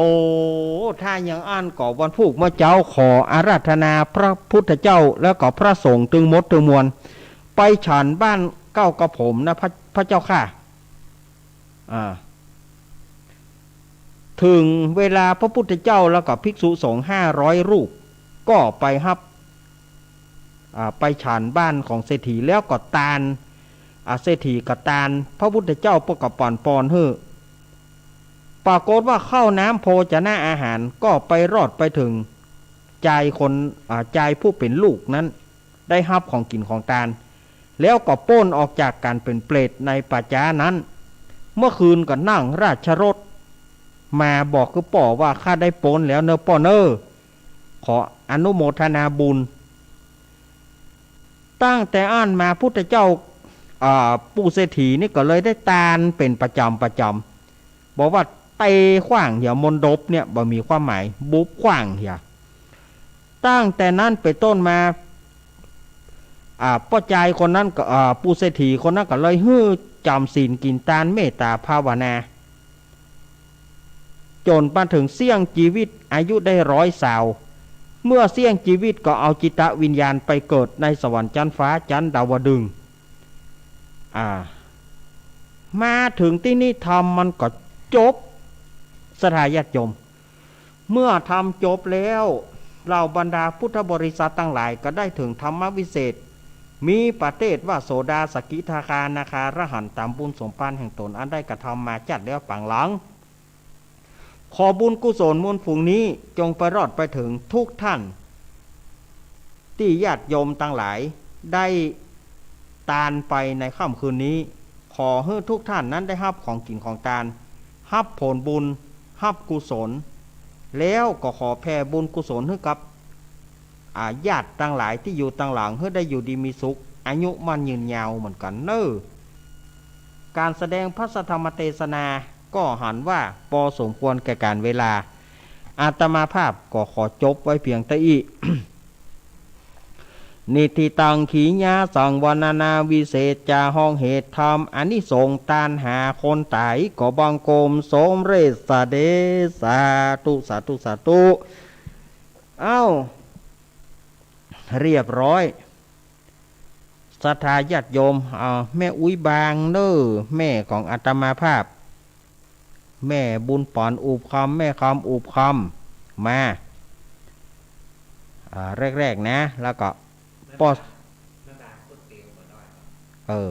ลูกเต้าก็เกณฑ์แตนเนี่ยเนาะลูกเต้าก็เกณฑ์แตนเหี่ยปอสมศักดิ์แม่สีเพนแล้วก็ญาติตั้งหลายมาเลยมาปอสมศักดิ์แม่สีเพนแม่เพนเตียวได้แม่เพนย่างบ่ได้ก็เอาปอศักดิ์เกณฑ์เนอะปอศักดิ์เกณฑ์ฮั่นแม่เพนจะยากเนาะปอเมืองแก้วแม่มาลีนางสาวสายฝนมาปอสะอิ่งแม่สาครมาพี่บัวรองพี่สาวกระดังงาพี่บัวรองมาคุย5มาเลยมาแม่น้อมสุภาวงศ์แล้วก็ป้อแม่บุญปอนอุบคำมาแม่คำอุบคำมาพี่จันทรป่ามีป้อหมอบุญมีแม่หมอคำนวณมาลุงแหนนเฮามาลุงแหนนเฮามาศรัทธาทายกทายิกาทั้งหลายมาเลย ถ้ากล้วยหวีนี้แต่เอาถ้าไปซาวหน่วยว่ากันเนี่ยหวีนึงอ่ะ เอออ้าวศรัทธาอำเภอลีแม่บุญหลงอำเภอป่าซางอำเภอบ้านทิ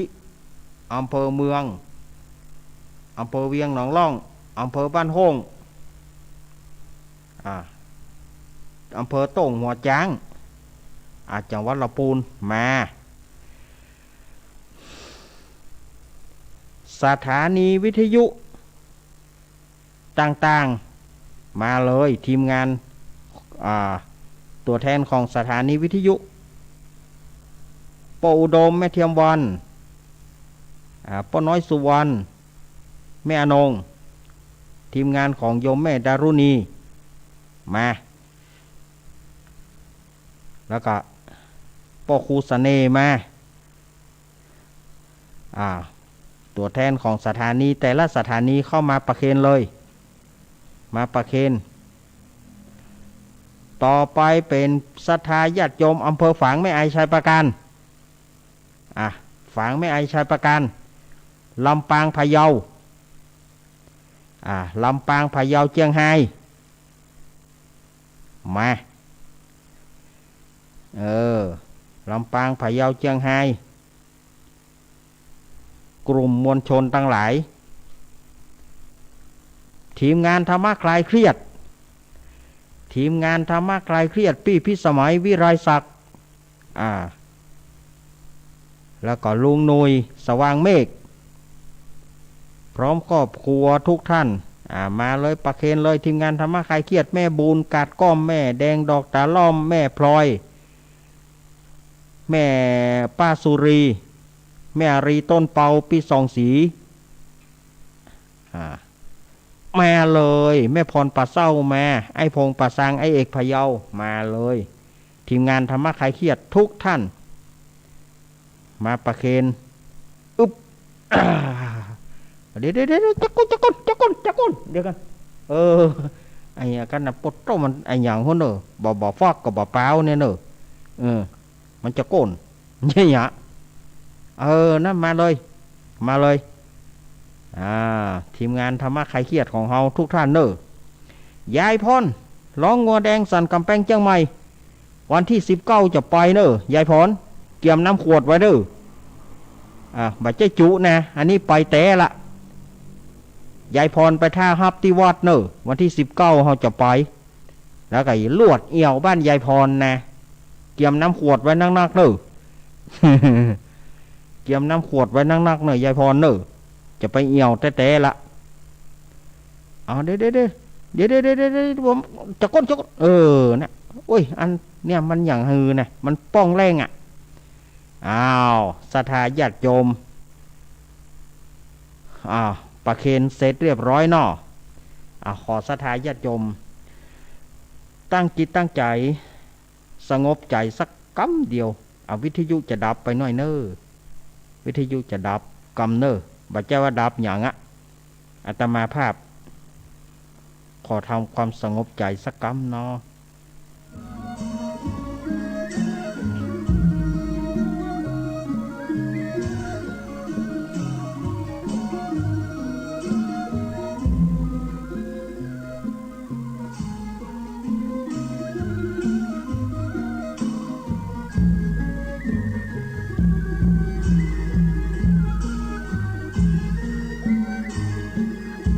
เอาละศรัทธาญาติโยมขออนุโมทนาบุญเนอต่อไปฮับปอนนอศรัทธาญาติโยมที่มีน้ำหยาดน้ำเนอยะถาวาริวาหาปูราปาริปุเรนติสาคารังเอวะเมวะอิโตทินังเปตานังอุปาคาปติอิชิตังปาทิตังตุมหังคิปะเมวาสามิสันตุสเปปุเรนตุสังกปะจันโตปนาราโสยถามณีโจติราโสยถาสัพปิติโยมิวะจันตุสัพพะโรโควินาสตุมาเตปวัตวันตารายโย สุขีกายุโกภวะปิวัตานาสิริสานิจังวุธาปัจจายโนจาตารโรธรรมาวัฏันติอายุวันโนสุขังปะลังสาธุสาธุสาธุวันตามิพันเตสาปังอาปราทังคามันตาเมพันเตมยากตังปุญญังสามินานุโมทิตาปังสามินากตังปุญญังไมหังทาตาปังสาธุสาธุอนุโมทามิสาธุญาติโยมมองพ่องก็ถามว่าเนี่ยหยังอาตมาภาพบอกว่าวันตาหลวงก็คือมันจำกัดด้วยเวลาภาคหลังนี่บอกค่อยได้ว่าวันตาหลวง นะบ่ได้ว่าวันตาหลวงฉะนั้นก็เลยศรัทธาญาติโยมก็เลยถามกันเอ็ดอึงว่าเนี่ยใดบอกว่าวันตาหลวงฉบับเชียงใหม่ละปูนเอาไว้ถ้าเวลามันปอเนาะช่วงนี้มันเวลามันไล่โก้นมาศรัทธาญาติโยม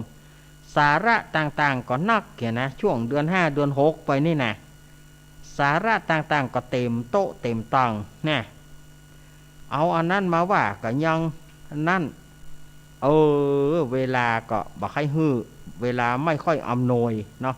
เวลาไม่ค่อยอำนวยอาตมาภาพก็ขอสุมาอภัยเนอะเอาละบัดเดี๋ยวนี้ข่าวสารงานบุญอาตมาก็ว่าไปแล้วเนอะ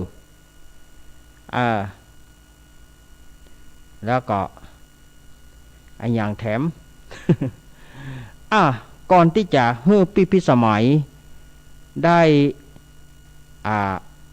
เหล่าเจียอาตมาก็อนุโมทนาบุญที่เปิ่นรับสังฆทานเนาะก็มีป้อเมืองแก้วแม่มารีนางสาวสายฝนกันทาส้ม300 บาทแล้วก็แม่สีทรเปรมจิตหนองบัวชัยปราการ2 สัง600 บาทแล้วก็ตะกี้เนาะมีแม่เกียงคำป่อสุนทรแม่เกียงคำดงบ่อปีนหวานอันนี้ก็ฮับมา100 บาทตะกี้ก็ขอสุมาอภัยเนอบ่ได้ชื่อไว้ป่อแม่ขันเกี้ยวโพธาพันธ์สทปุ้ยแล้วก็ภรรยาลูกเต้าป่อสิงห์ทองแม่เกียงคำสิริใหม่เปิ้นก็จะตานไปหาญาติตั้งหลายของเปิ้นแล้วก็ตานไปหาแม่อุ้ยสมโพธิสิงห์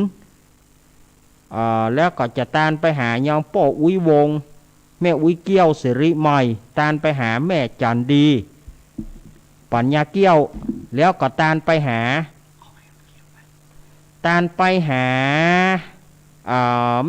แม่ลุนอุ่นจะนำนะตะกี้เนอป้อสิงห์ทองแม่เกียงคำสิริใหม่เนอ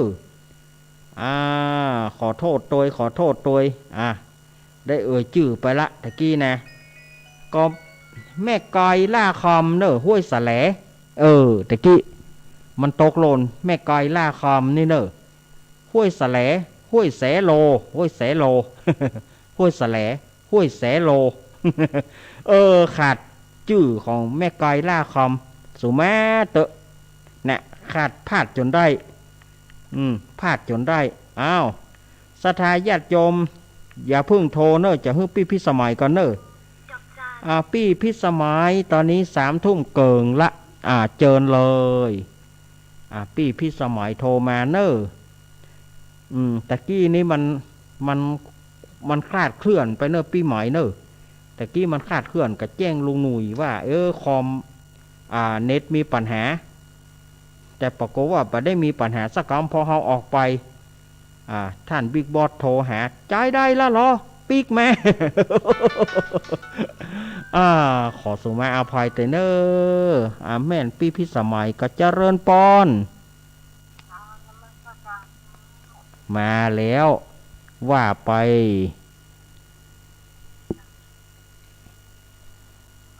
ก็ต้องกราบน้ำประการพระเถรานุเถระทุกทุกตนทุกองค์กับผู้อำนวยการทุกสถานีที่กำลัง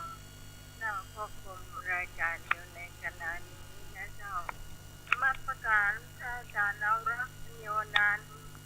สวัสดีเนอร์ปี้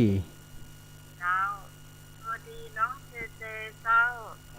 สวัสดีคุณผู้ฟังที่ฟังรายการนี้ทุกคนทุกท่านนะเจ้าวันนี้ก็พระเจ้าจะมาเล่าเที่ยจะฟังเอาก็แล้วกันว่าเป็นได้เที่ยเรื่องนี้นะเจ้าเรื่องมันมีอยู่ว่าแม่ชื่อแม่ป้อก็แล้วกันชื่อแม่ป้อเนาะถ้ามันตรงกับชื่อใครได้ขอมาอภัยนะเจ้าไม่ได้เจตนาว่าอภัยเนาะแม่ป้อยนะเพิ่นก็เป็นคนงามคนหนึ่งเนอะเพิ่นเป็นแม่ไม้นะเป็นคนงามคนหนึ่งเนอะดีพะลอกกับป้อขอนไปนะไปกับป้ากับป้อยแล้วมันมีลูกบ่าวอยู่คนหนึ่งบ่าวนี่ไปทำงานอยู่ต่างจังหวัดเนาะมันเมื่อที่มาเห็นเดือนหนึ่งเลยว่ามีครอบครัวอยู่กับปูนี่เนาะมันเมื่อที่มาหาแม่เดือนหนึ่งแม่เพิ่นนี่ก็มีคนชอบนักเหมือนกันนะซึ่งมาเอาไปตัวว่าทักคนก็คนเดียวเนาะทักลูกก็คือหักลูกบ่าวสวยก็คือหักสามีที่ตายไปแล้วเนี่ยเนาะแล้วทีนี้มีอยู่วันหนึ่งลูกบ่าวเพิ่นมาแอวบ้านพยายามติดต่อแม่โทรหาเท่าใดก็มาห้ามสายเนาะถึงเครื่องสร้างก็มาห้ามสายมันก็ว่าแม่เพิ่นไปไหนมันมาทางครอบครัวเพิ่นหรอกยาวก็มาทั้งหมดเลยทีนี้มาถึงบ้านละรถเพิ่นก็ซื้อใหม่หรอกจะได้สัก2 เดือนแล้วก็รถใหม่มาตัวทีนี้มาถึงบ้านก็มาเอิ้นหาแม่ก็ได้ทำว่าแล้วทีนี้เพิ่นก็ถามว่าคนข้างบ้านเนี่ยคนกับคนเพิ่นถามคนข้างบ้านเราอุ้ยครับอุ้ยหันแม่ผมไปจังไดอ่ะแม่กินมันก็ไปก็ไปอยู่ในสวนก็เก็บถั่วเก็บอันหัวถั่วเนี่ยพวกไปเก็บเนี่ยตั้งวันเนี่ยค่ะทีนี้ตามนี่แม่ก็ที่เข้าบ้านมาก็คือไปได้ปลากุ้งมาไปได้ปลาถั่วมาไปได้ปลากระเตดมาเนาะอันลูกจะถามว่าแม่ผมมาแม่มาโทรศัพท์อย่างกำแล้วกันโทรแล้วโทรแหมแม่ต้องมาห้ามโทรศัพท์มีอันเดียวแต่มันตกน้ำไปใหญ่ไม่ได้อู้ไก่หรอกไก่ก็อู้ไว้เนาะแต่ทีนี้บอกลูกได้ว่าเดี๋ยวก็เนอะดูนี่ก็ได้ยืมลูกมันว่าไปอ้ายหรอกนี่อยู่นี่ก็เนอะไว้แม่จะเอาอันวันนี้ไปขายก่อนทีนี้ปนนี้ของที่ร้านดูเอาว่าไปของที่ร้านลูกวันไปเป็นลมลูกมันจะเป็นลมตายแล้วแม่แล้วเอาตีไปจำนองจำนำไม่ได้เนาะแกขึ้นแกอย่างนั้นนะเอาตีไปจำนองจำนำไม่ได้เอาต้องมาได้มาดูแลเพื่อนกันเนาะแม่เอาตีไปจำนองจำนำธนาคารไหนมีหกจักธนาคารไหนเนาะเอาต้องเงินทั้งหลอกกันเนาะเอาเงินออกระบบมากะระบบไหนมันก็เอากูยืมหมดเลยครับว่าแล้วทีนี้แม่จำได้ก่อนแม่เอาไหนมาบ้างจำได้หมดนะนี่เดี๋ยวนี้จะไปใต้นี่หมอนนี่ยังนะหมอนตามส้มร้าน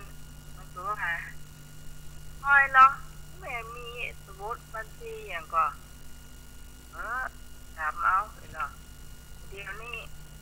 ที่ม้วนนี่มัน150 กว่าบาทแน่เนาะฮะ50 กว่าบาทลูกมันก็ใกล้หัวเนาะ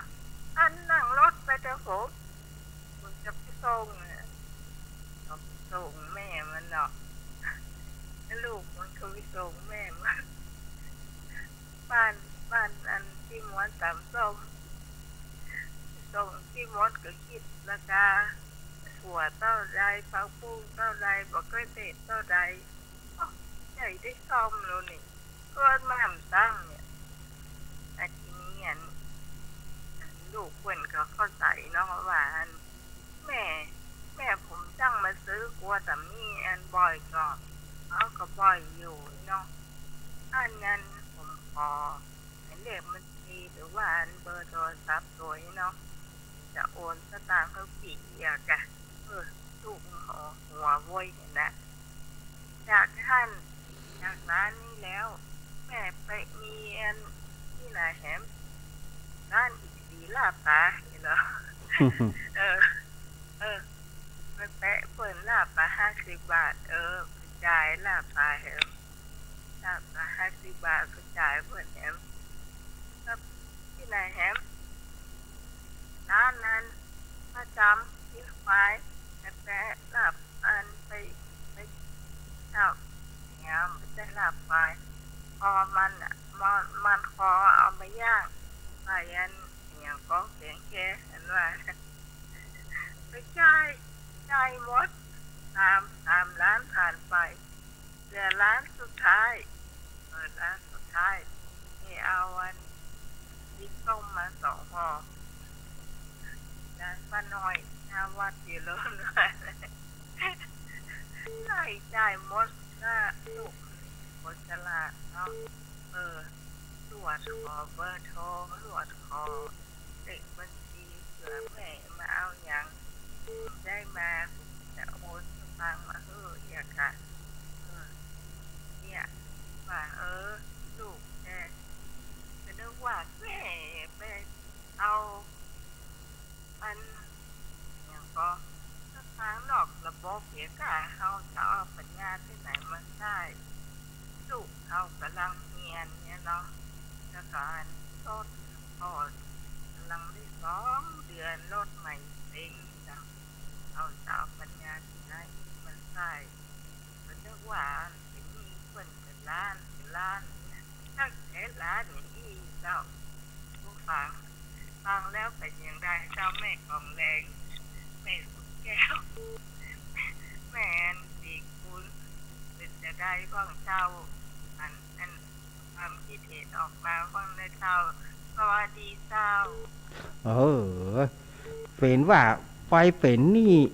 เป็นว่านี่เป็นล้านเป็นว่าไป2-3 ล้าน ล้านละ50พ่องล้านละ20พ่องเปว่าไปเป็นนี่ในร้านขายครัวอีเนาะร้านขายครัวขอบคุณพี่สมัยเนอร์มาละก็ลวดเปิดสายเนอร์0892140135สายแรกจากตังได้เจริญปอนเจ้ากะไว้สาทางฟ้าอาจารย์มาจากดินเมืองปานฟังอยู่เนอะว่าไปเลยว่าเลยกะไว้สาครูบาอาจารย์แม่สายพินเมืองปานฟังอยู่เนอะเจ้ากูแรงมนใจแต่เล่าฟังฟ้าอาจารย์เจ้ากูตนกูไปฟังธรรมะไปท่องแห่งหนกูมันยงเป็นต้นคือต่างเชื่อมต่อสถานีเป็นตาลูกตาของวานพี่น้องพระอาจารย์เน้นนักท่านมาทักมาหาคือแม่ใจพินเพื่อนมาเก็นสำรับบ้าขอกุศลผลบุญเตรียมกรรมคือเจ้าภาพนั้นอยู่ดีที่แห่งความเจ็บความไม่อย่าได้มาแพงไม่ใช่มนต์มอง หลังทางคอนเหมือนดังกำปอนแม่สายพินว่าไว้แม่ทุกเดือสีลาพรแม่สีทอนเสียงหวานแม่สีดาคนงามอยู่เวียงป่าเป่าแม่จันเดือนใสใจบนแต่เล่าสายพินข้าเจ้าขอเป็นลูกหลานต่างธรรมพระอาจารย์เล่นรักต่อน้อยบุญปัน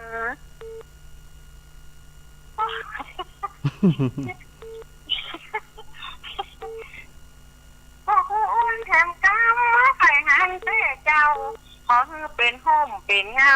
เนื้อเจ้าป่อไทยเจ้าให้กำลังใจท่านพระอาจารย์เด้อ อ้าวขอบคุณแม่สายพิน เจ้าให้กำลังใจ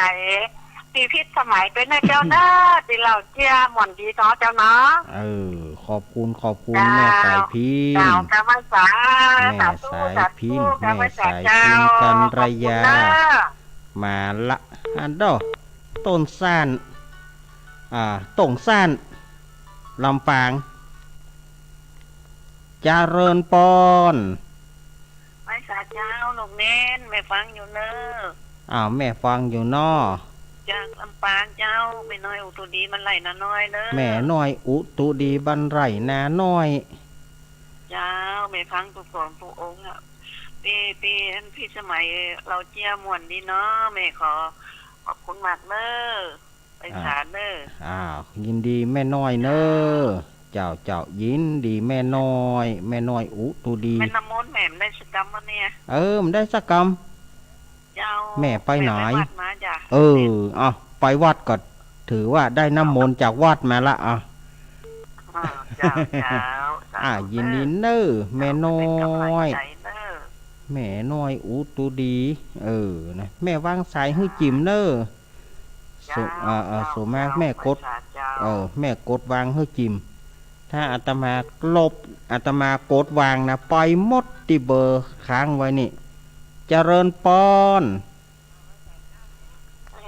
แม่เพน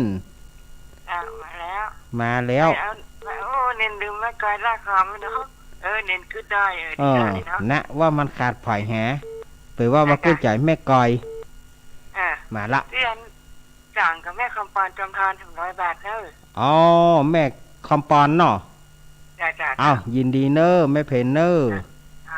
เจ้าเรียนกำลังใจที่สมัยการราชเจียม่วนนี่เนาะครับนี่ก็มาเล่าให้เด้อกำลังใจนี่กำลังใจจีเด้อทางปลอดภัยได้เจ้าครับภาษาเจ้าขอบคุณแม่เพนขาวเตี้ยคนสู้ชีวิตมาแล้วเนอะคนสู้ชีวิตเจว่าก็ไม่มีลิมิตเกินแสนเนี่ยเกินแสนได้กันเนาะเกินล้านด้วยซ้ำไปเนาะเจริญปอนรับภาษาลูกเด้อแม่สีกุลเจ้าแม่สีกุลตันธุระน้องร้องฟังอยู่เจ้าม่วนดีเจ้าพิสมัยกับม่วนดีเยี่ยมพิสมัยเราเชี่ยม่วนกับม่วน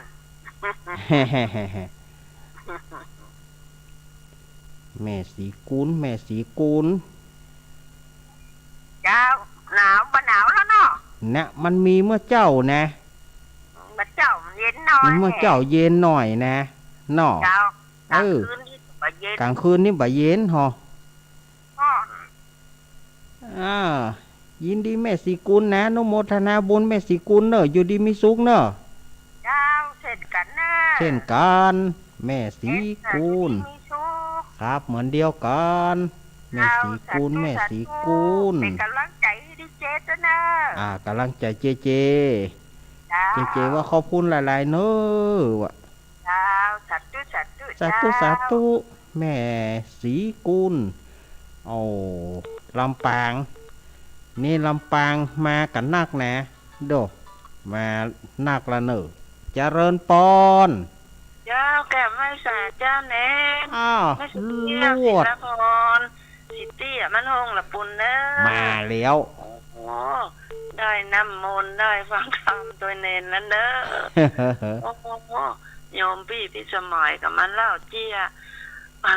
ร้านเป็นร้านเป็นร้านเป็นว่าร้านขายของกัน ร้าน เจ้า ร้านขายครัวย่อย ร้านขายขวดย่อยลูกหมอหูก็หวังว่าเป็นเงินเป็นล้านกะ อ๋อม่วนดีเด้อโยมพี่สมัยอาการหน้ามาเล่าแถมเด้อ ครับ อ๋ออันได้สายพินกับมาซอม่อนแตะม่อนว่าภูมิปัญญาเพิ่นดีเนาะไม่สายพินนะ หน้ากัด ฝากมาเด้อไม่สายพินไม่สุกเกี้ยวฟังอยู่เด้อ ครับ จ้าเป็นกำลังใจให้เน้นโดยเด้อกลับไปสาธุสา สา ธุ ธุ จ้า สาธุ เน้น กำลังใจ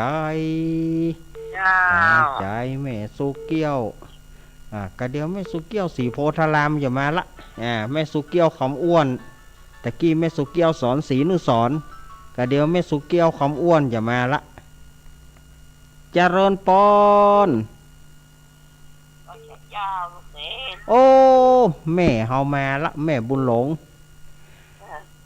แม่เฮามา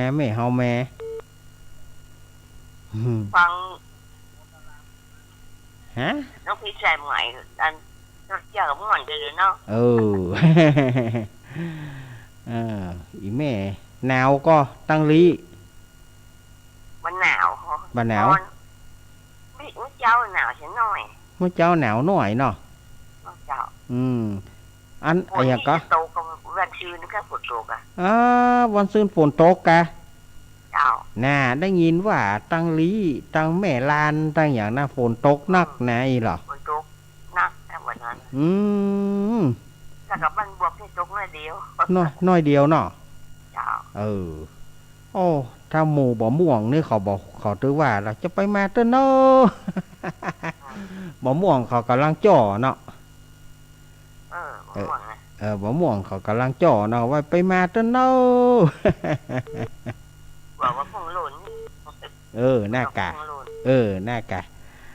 ยินดีอีแม่เนอะอีแม่อายุมันยืนยาวเนอะแม่เนอะ อีแม่อายุมันยืนยาวแม่บุญหลงเขา กำลังใจลูกเนนเนอร์ ครับ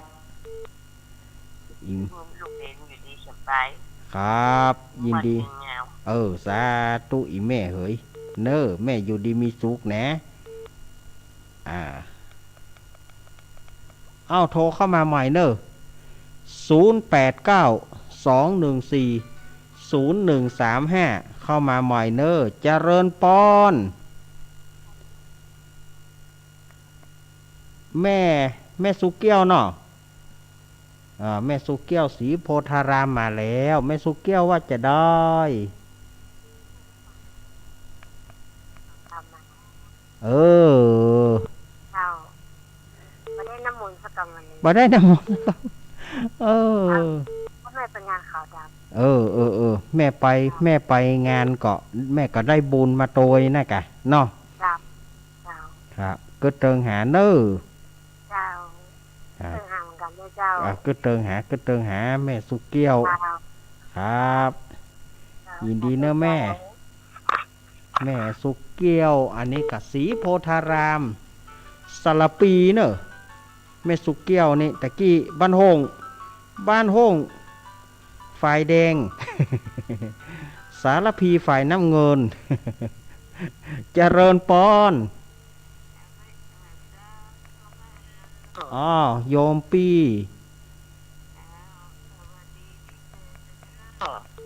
มาละปีสาวอาตมาละแล้วก็ขอแสดงความเสียใจกับอีโป้ที่น้ำตกไปเนอะ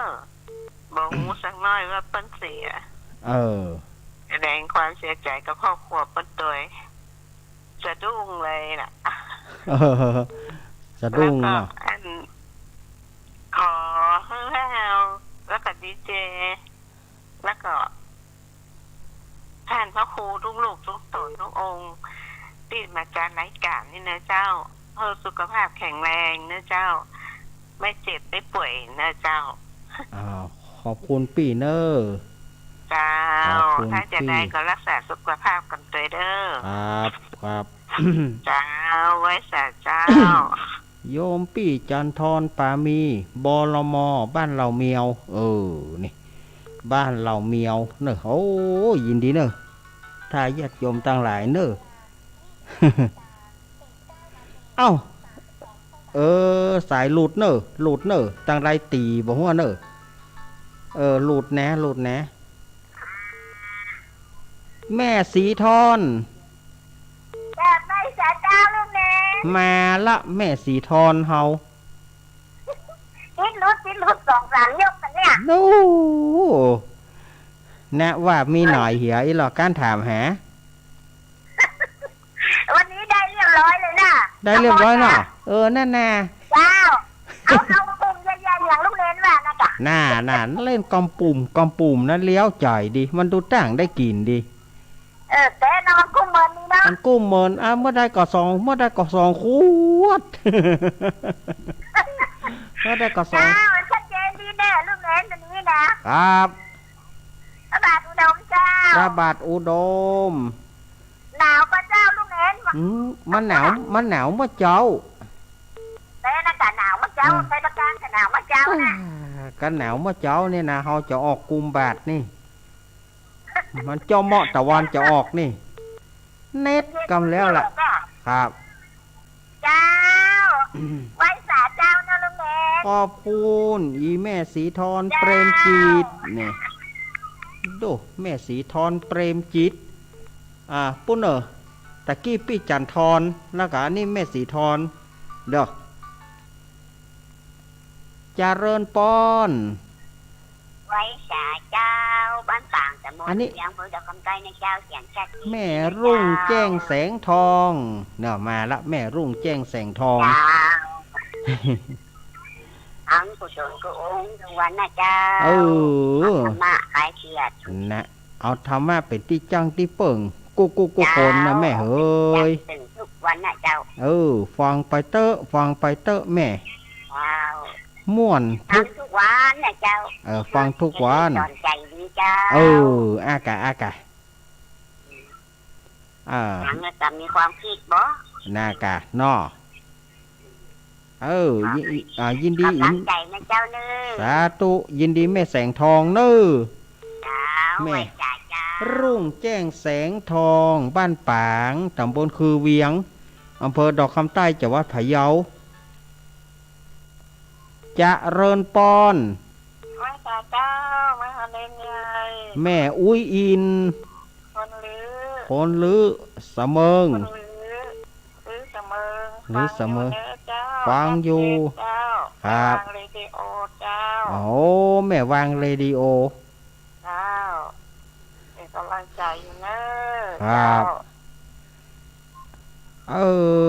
ก็ยังได้กับไปรักษาสุขภาพหนาวเย็นๆร้อนๆนี่นะอีแม่เฮ้ยอุ้ยเฮ้ยแต่เมืองนี่หนาวว่าเจ้าหนาวนักขนาดเนอะเพื่อนได้กับวัดได้ห่มผ้าละยินดีแม่อุ้ยเนอะครับเป็นกำลังใจเนอะอายุมันยืนยาวเนอะอุ้ยอินพี่น้องลือเนาะเจริญปอนโอ้แม่สายทองจ้าติดรุดเนี่ยติดรุดแถมแล้วเมื่อก่อนแม่สุแก้วยาติดยากขนาดเลยน้ำมนต์ได้แล้วเนอะได้แล้วเนาะ98.75นี่ชัดเจนนี่เจ้า98.75ชัดเจนเพื่อกำลังใจพระเนรเนอะครับสาธุแม่สายทองเปิ้นก็จะมีงานเนอะห้วยการวันเดือน6เปงเนอะเป้ยมีงานประเพณีเนอะแม่สายทองเปิ้นจะมีงานเจริญปอนชาวไฟฟ้าชาวเนนแม่บัวเขียวบ้านวังดินนี่แม่บัวเขียวบ้านวังดินมาแล้วเหมือนละเนอะอีแม่นั่นน่ะเหมือนเราไปได้โทรหาแล้วก็ฟังกูเตือนนะฟังกูเตือนเนาะจะฟังถ้าเน้นมาวันการกับฟังแล้วก็ปัตตานี่ควรคืนนี่ฝนตกมากหรือเนี่ยฝนตกก็ได้ชั่วโมงกันอ่ะได้ยินว่าอันนะ ได้ยินว่าอันนะกำลังใจลุงเนนเนอ ครับ แม่ยังฟังอยู่ยินดีแม่โบเขียวเนอะ จ้า แม่โบเขียว แม่โบเขียว อันนี้บ้านวังดินเนอะอำเภอลีตั้งบ่วง3 ปีไม่ไหนฮะอ้าวอาตมาขอแหมสายหนึ่งเด้อเจริญปอนยายพรยายครับยายพรวันที่19จะไปเนอะยายพรไปอยู่ที่วัดท่านฮับเนอะวันที่19เดี๋ยวจะไปในเกียมน้ำขวดไว้เนอะเกียมน้ำขวดไว้นะเกียมขนมไว้นั่งๆเนอะ เดี๋ยวจะไปเอี่ยวบ้านยายพรจนได้งวดนี้นะอ้าวขอบคุณยายพรเนอะเวลาอาตมาหมดแล้วก็หมดเวลาอาตมาภาพก็ขอนำเอารายการอำลาสถาญาติโยมไปก่อนเลยมา1 นาทีแล้วสถาญาติโยมวันนี้ก็ มันอาจจะบอกให้คล่องตัวเท่าใดมันก็ลาเซอร์ไปเหียกกะอังการแล้วมันปิกมาพอเขาปิกมาแล้วมันจะได้น่ะมันบอกให้เข้าตีเข้าตาง เรียบร้อยเนอะอาตมาภาพก็ขอนำรายการอำลาสถาญาติโยมไปก่อนเนอะเอาไว้อังการหน้าถ้าบัติดอย่างก็มาปะกันใหม่แต่ถ้ามันติดอย่างก็จะแจ้งท่านบิ๊กบอสเอาไว้ถ้ามันบัติดอย่างก็แม่ปะกันทำอยู่อังการหน้าเนอะอังการหน้าเป็นวันอังการที่14เนาะอังการหน้านี่เป็นวันแห่งความฮักเนอะวันอังการหน้านี่นะเอามาปะกันวันแห่งความฮักไปหู้อย่างกระเปิ้นความฮักก็คือความฮักระหว่างศรัทธาญาติโยมความฮักของ